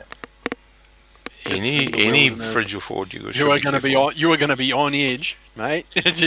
You are our ranger. You are Okay. out the front. Oh, am I? Okay, cool.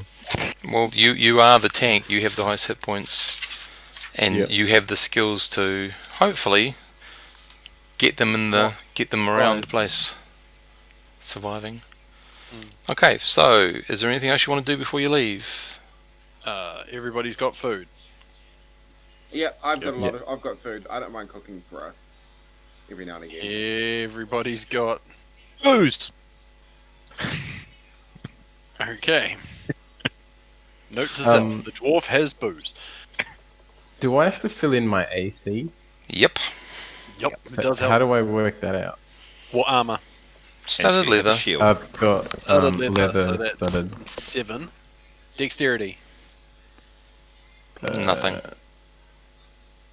Dexterity is 13. Nothing. Okay. You shield? have a buckler, which is only I good got for one 2. attack. Yeah. Okay. Yeah, it only counts as one. Oh, okay. Well, it depends It, on it if he means wants 2 to attack attacks with the mither. per round rather than 1 attack per round. Yeah. But Okay. essentially, your armor class is 7. Well, 6/7. Yeah, 6 if he's choosing to block with one of the bucklers. Yep. Okay. Well, that's the Sure. beauty of bucklers. You can do that with your Yeah. both your Exactly. short swords. So do I do that as 6 current and then 6/7. maximum? Yep. Yeah. Yep. Okay. So 7's on the back, and 6 is on the front, because you can't Okay. use your shields on the back. Yeah. People who Okay. bought bigger shields actually sometimes put them on their back, and they get a bonus of 1, because if they put the shield over everything, it's the outer layer. It of course gives you Yeah. some protection. I was Okay. going to say, when I'm not using my shield, it's on my back, and that should give me a +1 to my back. Mm-hmm. Yeah. Okay. Oakley dokley. So, you guys we travel are slow. sorry. We travel slow. Very I travel slowly. So 2 days to get through a hex, I believe. My movements, if I've got my shield equipment, is 4. 4. Okay. So that's 3 days to get through a hex. that's Feet is 4, overland is 12. but that's per round. That's not based on however many miles it is per day. Can't remember what it equates to. It's all under the encumbrance stuff, movement Yeah. and stuff. Mate.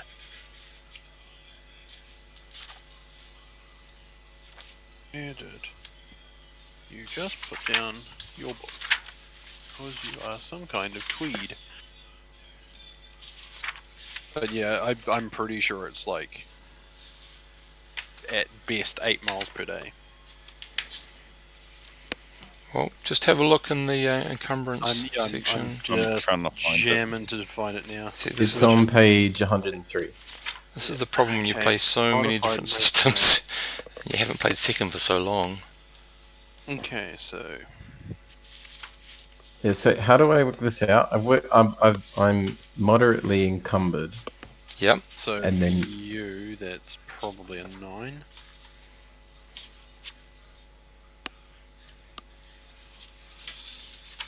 Oh, I don't know how to work it out. Hang on, I'm just looking up something else. Oh, for God's sake, where are you? Page.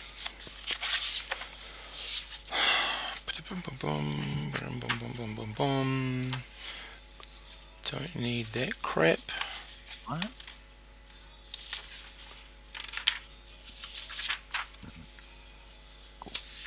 Don't need that. Move. There they are. Right. Moving back to the player's handbook. You have a 13 strength, yes. Cross country, Yep. 158. And what's your total weight? It is. So do I account everything that I'm carrying as Yep. well? Absolutely everything. Okay, right. Yeah, So it's an unencumbered man can walk 25 miles a 87. day. So you double 87 it. So we can walk on a 30. 8 miles a day. Your encumbrance is moderate. Yeah. Then you go down 13, 87. 87 did you say? 87, yeah. Which moves you actually up 1, which means that you can move 6. Okay, well the dwarf's still the slowest at a whopping 8 miles per day. Oh, I understand how that works. Okay. Does that speed up if I hop on my donkey? Is that Depends then if your put donkey donkey can into carry it? everything. Yeah, including your weight. Okay. Which yeah. requires me to go into another book. Which my weight is 80 and my You only Oh, weigh sorry, 80 my weight pounds. my weight is 150. My gear is Yeah. 80. Okay, I was about to say, how does a dwarf only weigh 80 pounds when I weigh 90? And I'm a scrawny So old a female. mule can carry up to 250 pounds I and can move jump it on my mule. at full speed. Don't worry, guys. I'm riding the donkey. Okay. A mule travels at That means I need to 12, buy me a saddle. Do you need a saddle? which for a donkey? weighs, and a blanket, and a bit and bridle. I've got the bit and bridle. hmm Hold up. Well, all up, it's 230 at the moment. Just need to find equipment. So if I get 10% of the size, it makes me 100. Can't hear you, Dean. I was talking to myself about enlarge. Okay. What the bonus damage is. Okay, I have a halter at the moment, so I need a bit of bridle, which is 15 silver. Just make sure you calculate all of your weight, including your body weight and all your equipment. If it's 250, it can move at full movement rate. Currently, it's 230 with all of the equipment, so I just need to add And up that includes your own body weight. that includes my 150 from my body weight, because Okay. all my gear is only 80. Bit and bridle is 0.15 at 3, and saddle blanket. So you can move at 6. So your group at the moment, unless someone is heavily encumbered, can move 2 times Does the your movement rate a Does day. the donkey only move at 6? Yep. Okay, as well. In which case, I may as well walk, because I walk at 6 with my without my weapons attached. So we're riding the donkey. Yeah, I'm riding the donkey because it's cooler. Right. My spell for the day will be enlarge. Okay. And you've already cast your armor on the night before. Yeah. Sweet. And when we're leaving, I'll cast my stone skin. How long does it last though? Special 1d4 hits. Okay. 1d4 And attacks. what spells are you memorizing for the day? 2 cures. And a stone skin. The stone skin is a special. It's for the one being, offered by his deity per day. Okay. Cool. So you are going to be basically in Rolling Hills. Okay, so encounters. Yay, encounters. Yay, encounters! Huzzah, encounters! Yep, so your marching order is going to be what? So marching order is going to be... You're on a road, so you've got lots of Ranger? width. Yeah, so I'm at the front. Are we going to have any distance between the ranger and the rest of us? Like 30 feet. So it's Okay. 4. Ah, damn, the dwarf is the one that screws it on us. Because I was about to say, because as long as we're 60 feet away from everyone else as elves, and rangers, we get basically a better surprise roll. But Not I in the think middle of we a have- road. Yeah, I was about to say that if everyone sees us coming. Mm. So we have the ranger out front by 30 feet. We'll have the dwarf and donkey bringing up the next thing, and I'll be 10 feet off to the left, and I I'll don't be know 10 where the feet to the wizard right. wants to be. Yep. Right. Okay. Let's go. So the next day, it's a mild day, but it looks like you could be getting rain soon, or a shower at least. Right. And okay, so the morning goes through with very little issue. It's quite fine rolling hills, nothing super majorly nasty or anything about what you're going through. And you in fact do get to travel the full distance of from Dragon Falls through to, don't ignore the scale there, but basically up to almost the corner of the hex there. Actually, I should be able to go in a bit further. Yeah. So you've travelled with very little encountering of anything. There's been the odd farmer who's moving along, to their farm, other parts of their farm, or other farmers, that sort of stuff. You've not What are encountered they- anything else. What are they taking any carts in or anything like that? Yeah, No? they'll be moving stuff. Some of them. Fruit, veg. No, this is early spring. Alright. I'll cook a meal for everyone. While you're moving. While Oh, we're moving, no. sorry. We're talking about at the end of the night, maybe. But this is just the morning. Right. And you know. Okay. Ideally, we'll camp near the river up here. 'cause that means I Well, can you're go on the fishing. road and you make as far as here. Yeah, we'll Okay. make sort of. Yep. So halfway. Cool. So tomorrow. There. No. The river is 3 days away from Dragon Falls. Yeah. Yeah. So, you find a comfy spot. Oh my god, that's a. There is really hanging way to the right. nothing is really here to collect firewood with. Hope someone's bought something to have a fire with. Yeah, I've got flint and steel. That's to make To make one. to What are get you gonna sparks. burn? What are we actually going to burn? Can I I don't know? Can I track Ground. sort of? You can't track Things trees, no. like- You No? would be foraging, which would be a survival role, which you don't have. Okay. But even then, it would still be very difficult because there just aren't any trees around, and you need trees to burn, Well, looks preferably like it's fallen gonna be wood, which is dry and cold. easy to burn. Well, it is spring, so it's not going to be too cold. It's just not going to be easy to cook anything. So, break out the trail rations, boys. Yay, trail rations. Hopefully, everyone's bought some. Yeah. Okay, and then what are you going to do about your roster, your watch, For the if evening anything? roster. So, the great thing is all of us have some kind of night vision. So, I will take the first watch. Can I Unless the take? Wizard Right. wants to take it first. No, can I take the last? I was So gonna then say I can I still get the moonlight. I kind of need to be on the last watch. Well, fuck, I hit the wrong button there. If I'm on the last watch, that means I'm already up doing my prayers by the time you guys are starting to get up. So therefore, the two spellcasters go at the third watch.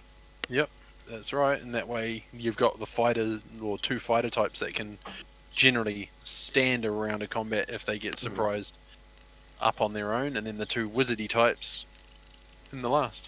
Yeah, and then I can do my thing for saloon. Right. Okay.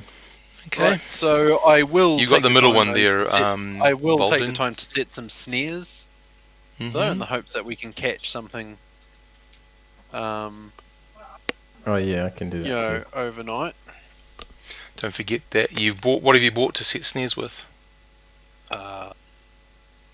Some bits of. What did I get? I got rope.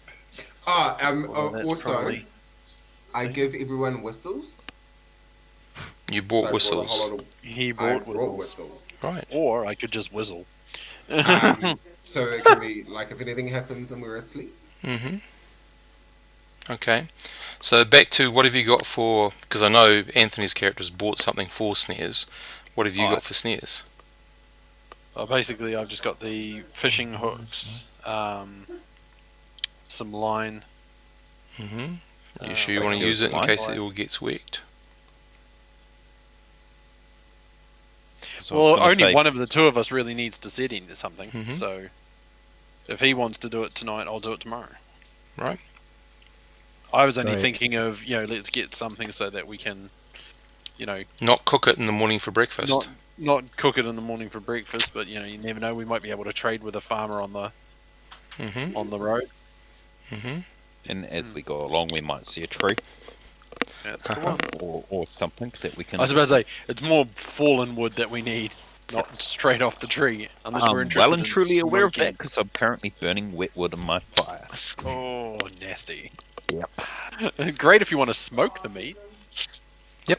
Which works because you can eat it then. Yeah. Okay. Come on. So the first watch goes through without any issue whatsoever, Cool. as does the second watch. Yes. Yay. Yeah. So that's me and Voldurin. Voldun out the way.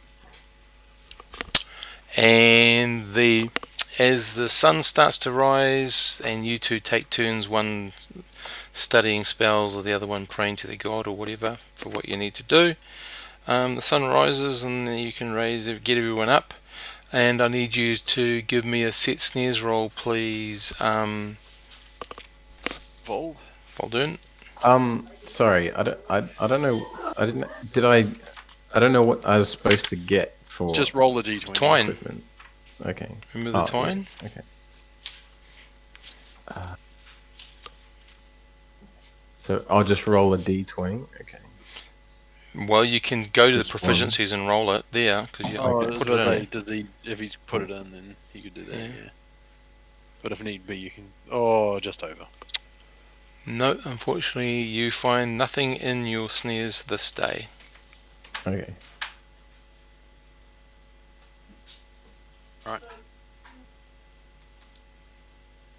So, Same again. keep manoeuvring on. Rightio. Keep on keeping Again, on. if I happen to see any farmers that look like they've got any, edible fruit produce or anything like that they're moving, but probably not at this time of the spring, No. I'll stop and attempt to buy some off them. But So you get to this point here. Oh, my spell for the day will be catapult. Uh-huh. Oh yeah. You get to that point there, and you really haven't seen anyone. It's been quite a quiet walk all the day. You're wondering where everyone is. Off in the fields, away from the road, like quite at a distance. And most of you owls will see this. The wolf probably won't, because you've got greater acuity long-wise. You can see people working in their fields, toiling in the houses. There's activity like smoke and people hanging out, washing, all that sort of stuff. But they are quite a distance away.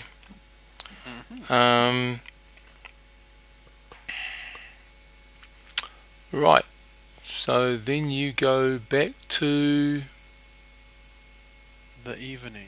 the evening shift. So it's been a very, very quiet move along the road. Dun, dun, dun, Scarily dun. so. So can I ask Yep. a quick question?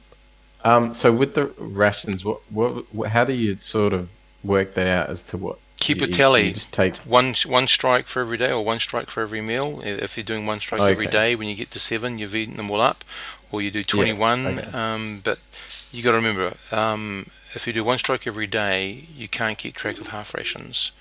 So you just got to decide how best to record for yourself. Okay. Yep. Okay. All right. Okay, as you all settle in for the evening, I'll Zoastria? go and set some snares. Yep. okay, make your roll to set snares. That's me.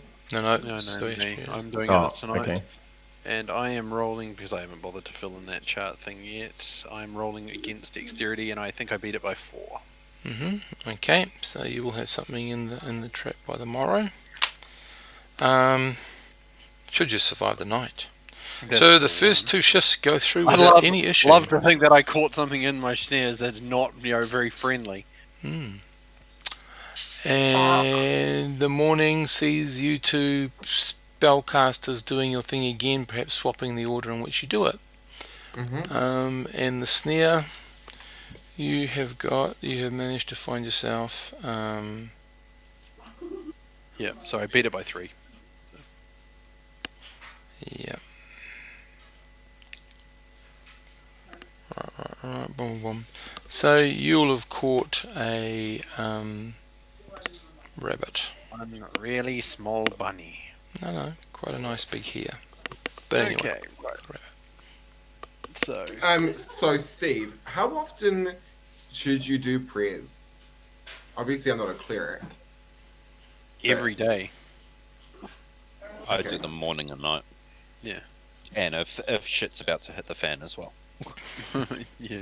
it's entirely up to you how often you think you need to. Of course, I just the don't wanna more get attention you pay to your god or goddess, the more And- likely it is that you might get some sort of intervention. And If you use them conveniently. ethos, of course. Yeah. So if you were a cleric of Lathander, to miss morning prayers would be horrific, because he is literally called the Morning Lord. So your goddess has what as one of her tokens? Who are you talking to? Me? Hmm. What do you mean by a token? Like moon? Saloon. The moon. So Oh, yeah. when the moon rises, special events would generally be full moons, new moons, or something like that. That sort of thing. So yours would be done nightly rather than Morning. Yeah. morning. Easy. Or you might want to say something as the moon thankfully- settles. Thankfully, Domathoin, is the king or the keeper of secrets under the mountain. So he's not going to care what time of the day it is. He's going to care that you've got the done. right things and you do the right things. Yeah. Okay, so you've had 2 very lucky days of travel towards Dark Hollow. To the ford. So before we make our next travel, I leave another copper piece for Tamora, and I say, a copper to the lady returns tenfold in gold. Rightio. Cool. And then you move off towards the small branch of the river. You'll get there and you'll see that there is a ford. The good news, of course, is that the river is yet to swell because it is early spring, and in early spring it's still building up. So hopefully it's easy to How high ford. up does that go? Yeah. Well, you're all elves and dwarves, so you've all got height against you. But Ranger, Yes. can you please give me a tracking roll so you know where most of the creatures have actually entered the river? That's probably where the best ford is. Because even though it's got a ford, they will still move. Nicely done. Yep, you can easily find out where the ford is. If you're willing to start moving across. Yeah. And I want to tie us all together so that if anybody starts to wash away, It's not not that fast. not that fast. No, it is around about, at this point, the banks would be at its maximum would be around about 30 feet across, but at the moment it's only around about 15-20 feet, so it's down quite a lot. So would our swimming proficiency make a difference? Only if you're going to swim across. Yeah. And how deep is it? That's what the ranger is about to find out. Hopefully. Okay. If he's going across. Sorry, I'm really ignorant of this stuff. When you say ford, what do you mean by that? Fording a Ford. river is a shallow point in the river that you cross Oh, by okay. wading. Essentially, you're wading across a shallow point. Okay. All right. So you only have slowly- two ways of getting it. Well, two natural ways of getting across a bridge, across a river. One is fording it, and the other one is building a bridge over it. Okay. Yeah. Okay. All right. So I'll slowly. Usually, it's like at best we're hoping that it's maybe waist deep. Yeah. Okay. So I'll slowly start walking across and making sure that it's safe as I'm walking. So it's no more than about a foot deep at the moment. Okay. Right. So I'll just keep going. What you can see though is that on the far side, as you're moving across, someone is actually building a bridge. They built part of the bridge. It doesn't look like it's a permanent bridge. It's weird, to say the least. But there's a definite point where you'd be anchoring a bridge to. So you're not sure what that's about. Right. Who's got metal armor and things like that they don't want to get wet? Because you now need to start stripping that off. How it's deep only was it? a And foot. will I get wet on the donkey? No, you wouldn't get wet on the donkey. Oh, sweet. Right. Unless it went So- down. So the only thing I'm really caring about keeping well and truly above water is my bow. Well, as I said, it's only about a foot deep. Yeah. If you're lucky, the dwarf's going to get up to his knees. Unlucky, I should say. But it's okay. All Right. right. So Once I see sort of Voldoon make it about halfway over, I'm going to probably move the donkey or urge the Donkeyan thing to start. Mm-hmm. And then Damn, just go and get a bloody encounter.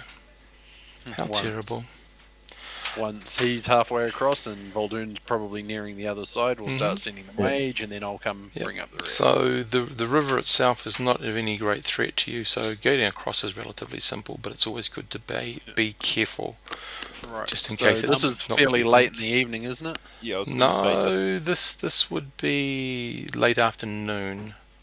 Okay. So you'd sort of get across the river. You might be able to travel a little bit away from the river if that's what you want to. Perhaps half a Have we mile. noticed any firewood on the way? And- No, it's all just rolling hills.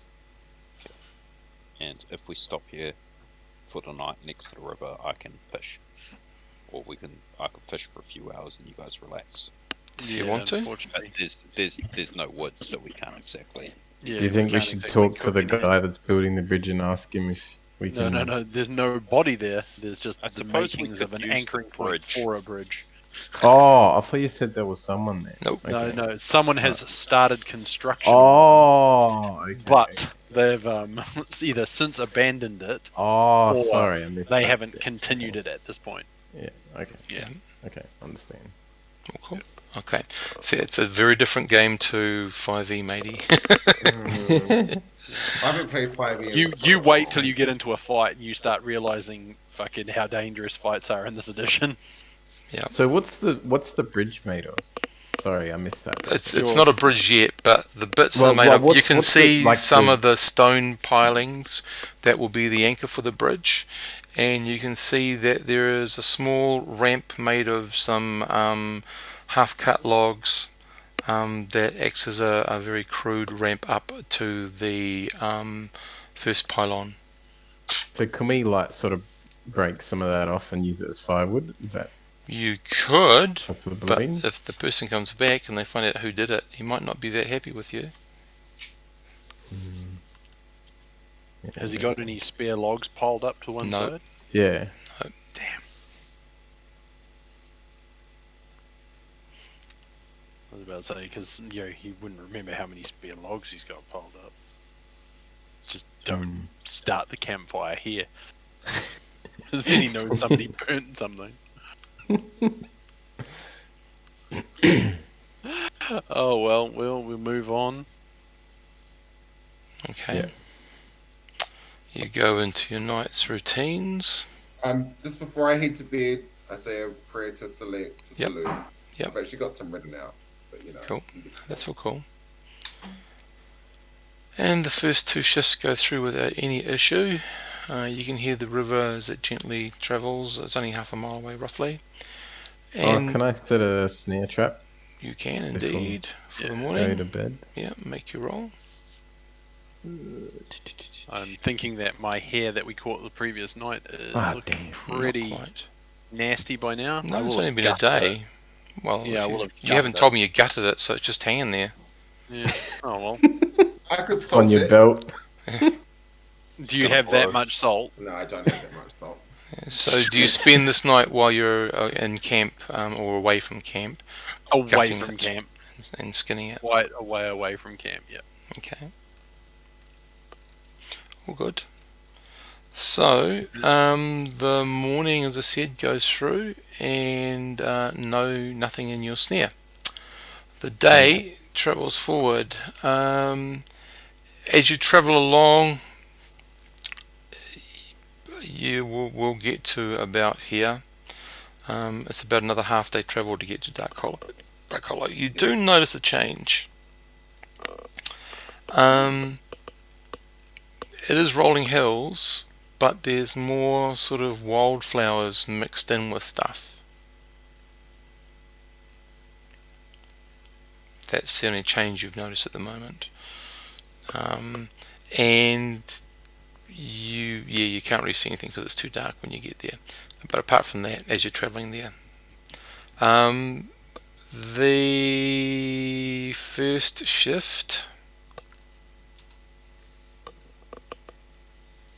goes through, as does the second shift, and in the morning, damn, it all goes through.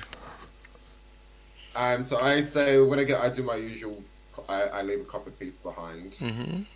The time or say my thing. Yep. Spells for the day, folks. I'm gonna take enlarge. Mm-hmm. And has the priest changed his? Lincoln?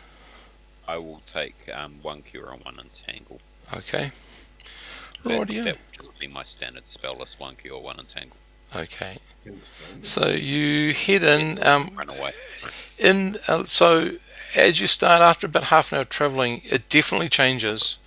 You start to see small copses of trees dotting Of course, not immediately beside the road, but sort of a bit away from the road. The woody sort of wood flowers and that sort of stuff starts to increase a bit more.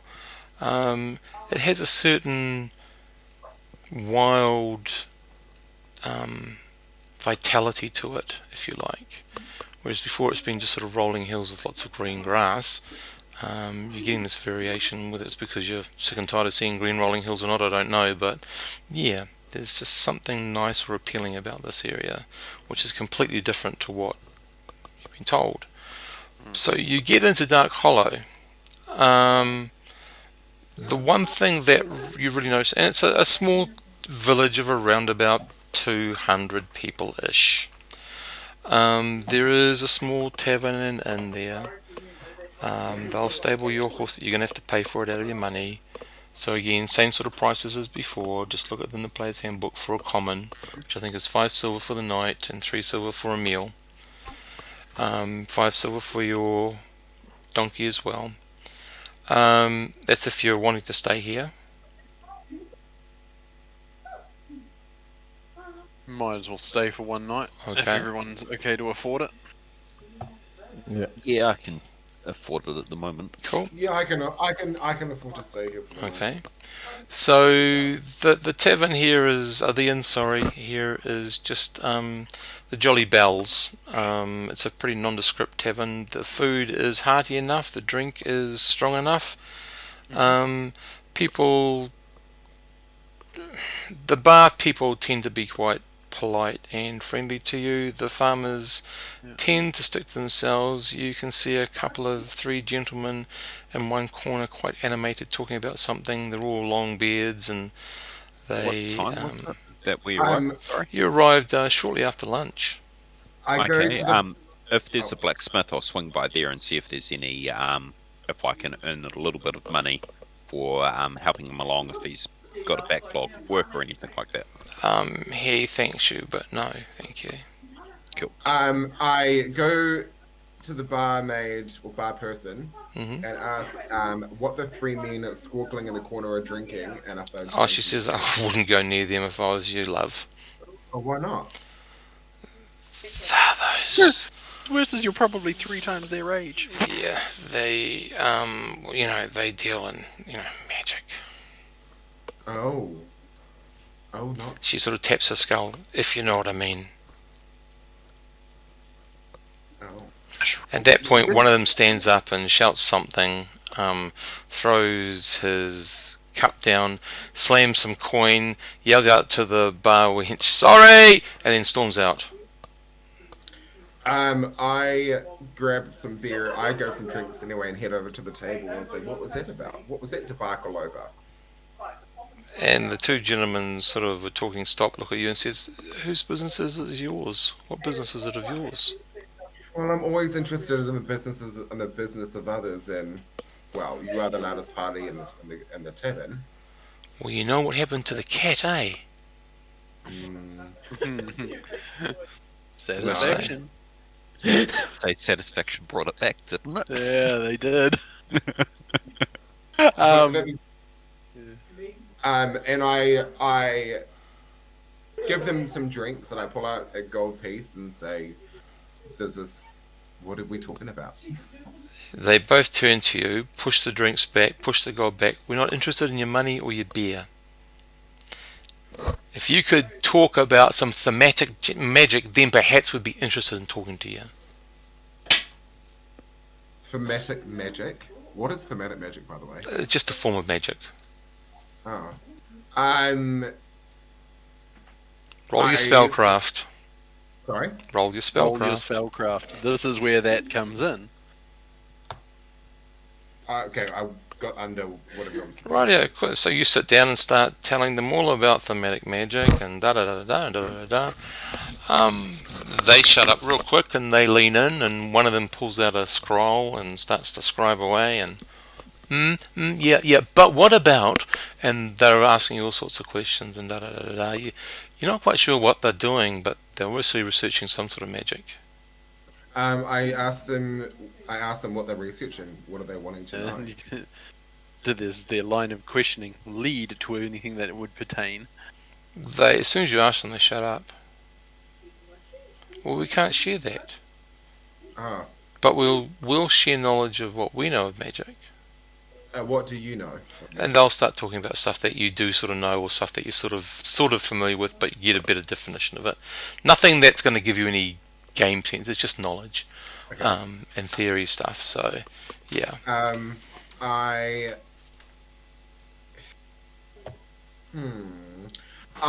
thank them for their time and say if only one of us could speak Netherese.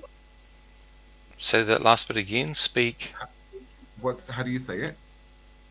Netherese. Netherese? Yeah. You remember, you can only read and write it. You can't speak it. It's Well, not they don't like know that. the language would have died out a long time ago. The written language would still be there. Nethril as a country, nation, entity is like 6,000-7,000 years old ago. Okay, well then I would say if only one of us could read or write Netherese. And hope for a reaction. They sort of go, well, dead language. And you'd have to be pretty insane to chase after the Netherese magic anyway, wouldn't you say? Well, yeah, that's right, Hugh. Well, I say, are you sure? Are you sure it's a dead language? Oh well, never mind. Hmm. I don't know how to roleplay this sort of stuff, guys. Well, that's what we're doing. That's what you're here to do. So go do as best you can. What you think you need to do. That's Okay, you know what? I just tell them. Hmm? I end up just telling them. If it helps, I can speak. I can read and write Netherese. Well, there's danger in that, isn't there? They say. Well, there's danger in everything. I am an adventurer after all.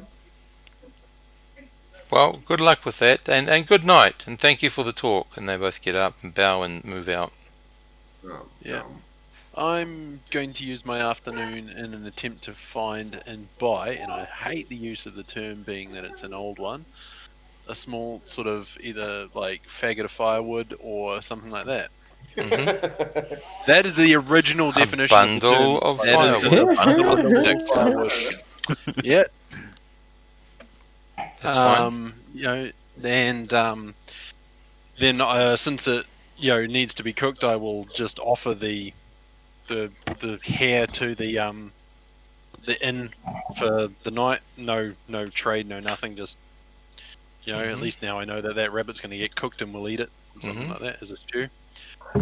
Well, you've paid them the money. They don't mind getting extra food. Yeah, exactly. So you'll probably get an extra drink or two or something. Yeah. And then set about sort of, observing everyone that sort of comes and goes. If there's any prime marks, e.g., people that get so drunk it's not funny. No, this isn't a city. Yeah, These people come here to relax and just talk. It's going to be. I was gonna say depends on how cheap the moonshine is, but yep. Yeah. Is there a way, like, I love playing D&D and stuff, but one thing I think I like is the roleplay. Like, I feel like I misuse. I hate to say it, there's only one way you're going to get better at it. Like, I Through felt like it doing was it. supposed to be like a giant Play story. more. And that talk, and I missed it. Maybe not. Maybe they're just three old geezers that, were talking about stuff in the corner, and you might have been able to wrangle something more. Or... The fact, Dean, that you want to find out more means that you're engaging in the story. That's role playing. Oh, okay. Yeah. You don't necessarily find the answer on the first go. You might never find it. Yeah. That's why you've got so many rumours around here. Some of them are going to prove true. Which ones? Who knows? Yeah, exactly. E.g., the one that I want to prove true of, what's her name? Alal. Yeah. The lady. Show. Yeah. Buried Fortune. Yeah. If that proves to be true and I find it, then great. If it turns out to be a crock of shit and she was just some old hermit that squandered the wealth, well then fuck it. But that to me sounded like one of the easiest ones to find. And yet, if it was easy, how come it's not been found? Exactly, how come it's not been found? Yeah. Yeah. The So, only one that wasn't okay, so guarded by a big yeah. dragon. Cat, would you stop trying to eat my shoes? So you guys are just spending the time just relaxing, just listening, hearing around sort of stuff. See if there's any rumours of the Yeah. or if they know anything of the path between here and Fallen Tree. Yeah, I was going to speak. ask the Just be same thing careful to when the- you. The only thing you get from the bar people would be say, just be careful when you pass through the two small forests near them. I asked the barkeep if they have any milk. Yes. Oh, And if moo juice. If I could please have some moo juice to Right. take with me to my bed. Rightio. That's all cool. Freshly I was squeezed. about to say, I would imagine it's a common room only in this place. No, there's some rooms. You've paid if you've paid the 5 silver pieces, you paid for a room. Oh, okay. So when I go to Just When I want to go- just get back to the talk about the little forest. So they just say, be careful. The Fae are waking up after their slumber in winter.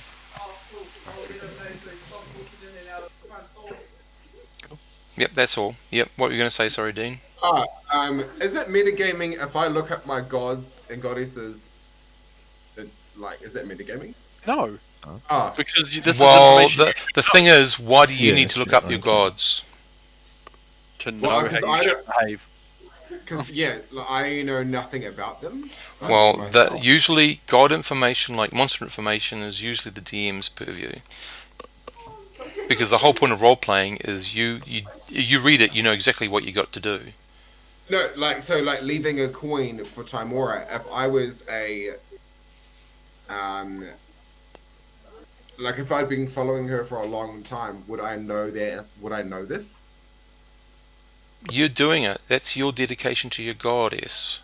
I thought that was just something that you were doing. I thought it was It's kind something of it's something I normally do. Like, it makes that's sense. fine. Okay, cool. Just role play the character. Don't. If you start finding out everything about your gods, where's the adventure? Where's the wonder? Where's the questions? don't. True. That was mitigate. why I loved the tail end to the Burrow thing when Gaia literally told us that the druids weren't doing Yes. exactly as per thing. That was great. Because you get all those twists, and it gives you a deeper understanding of the game. Just do what you're doing. You know she's the goddess of luck. You know that her special day, not luck, sorry, magic and whatever, the moon. You know the special things about her that you've got to celebrate. Just carry on doing it. Okay, cool. Yeah. Okay. I don't spend too much time in the tavern. I don't want to get Yep. faced. No, that's all cool. But I'll go to my room with my milk, have a drink, say a prayer to Saloon. Celine, and pray for a good rising tomorrow. Okay. Cool. Do Anyone you else think doing we anything should else? buy more wooden sticks for fires and stuff? That might be a very intelligent move. Unless you want to go into those two little forests. I'd rather not. Yeah. So, where's would I? Obviously, the people in the tavern wouldn't sell that. So No, but you'd be able to find something in ask them- town before you go. Oh, I can Yeah, tell you who would okay. have done it because, like I say, I went off and bought one. Oh, if you already got yours, I thought you were going to get it. You already got it. No, I spent the Okay. afternoon doing it before we Okay. went in for the night. All right. Yeah. All right. So I'll, looking roughly get at the some as map, well. the ranger will know it's roughly a 4 to 5 day trip from Dark Hollow. So each bundle should last us A night. a night. So we need to get a few more bundles in. Okay. So how many did you buy? Well, let's say I buy 2. Yeah. I and I'll can buy carry 2. those fairly easily. Yeah. Without slowing us down any further. So how much weight is that? They would weigh around about 10 pounds. Okay. So a fair bit of wood. Because I'd probably only be able to carry one. Okay. Mine is going to be more about the bulk then, but you're already moderately encumbered, aren't you guys? Yeah. I can't Okay, carry well any then, if I can on the carry roll. 3, then I will carry 3, and that would put me into, like, moderate. Oh no, I can carry 2. Sorry. There you go. There's your 5. Right. Cool. And then you start out, yeah? Yep. So, and how much was that? I'll replenish. I'll The say stuff- 5 silver pieces per bundle. Okay. And I'll replenish some extra stuff for traps and snares. Okay, so what I did for Anthony's character was he bought twine, and you've got the stats on that somewhere, Anthony? How much it weighs? I just bought fishing I gear and bought thought that silk could probably rope. be Is that used. the same thing? No. Or is that Remember, silk twine rope, is that silk rope. that sort of sisal sort of rough rope, small thin rope. Like the stuff that Oh. flying around your grandparents' house everywhere. I I thought. couldn't even find twine in other editions, so I just guesstimated it. Yeah. I thought. Yeah, we said 5 pounds is like a ball of wool sort of thing. Yeah, big long ball of wool. But it's Yeah. like the size of a softball. Yeah, that's right. Yeah. And it didn't weigh 5 pounds. I think it was five copper pieces, and I think it weighed Oh, okay. half a pound. Sweet. Okay. I get money Yeah. back because I put it at 2 silver.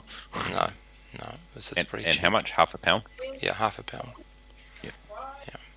And just double check is it 10 silver pieces is 1 gold? Yep. Yeah. Okay. And 10 copper to 1 silver, so 100 copper to 1 gold. Yeah. Okay. Okay. Yep. Yeah. All right. Is that us, Steve? You're setting off, and of the first day, you travel up. Cool. I leave my gold piece for my, time war. Yep. The first shift goes Gold or through, copper? and the second shift goes Copper? through. I was gonna say, if you're going to leave a gold piece behind, I'm yoinking that. I was gonna say thank you for your donation too. So we're gonna finish the game here on that tack there. Yeah. You're settling in to your camp. I haven't rolled encounters yet, so it's like early evening. So that's taking you 1, 2, 3, 4, 5, 6, 7 days. That's taking you a week almost, because I think it's 10-day week in the realms. Yeah, that's right. 10 day. Yeah. So it's likely that you're going to take a whole week to go from Dragon Falls to Fallen Tree. Right, so like I say, I'll set some snares this evening. Since we don't have anything to cook, we won't bother burning any wood yet. I've got things I can cook. I brought Okay. cooking supplies. Okay. Cool. I got a Yeah. pot. Very I well. look for herbs. At which point we'll, do a fire. We'll pot some ashes after it's all been cooked, so that we can have a warm up for breakfast. But like I say, I'll set the snares for this evening. Okay. And that's Should we both set snares or should you just do one? We only need one of us really to do it. Okay. Okay. Cool. And I'll just Of the two of us, I'm actually the better of the two. But Yeah. that's Alright. because mine are also made to catch people. can be. They can be. Can be, yeah, can be if I set them that way. Accidentally catch a fae. Uh-oh. Yeah, you accidentally catch an elf. Can we eat that? You've enraged a brownie. Not a good move. Okay, I'll just stop the recording, guys.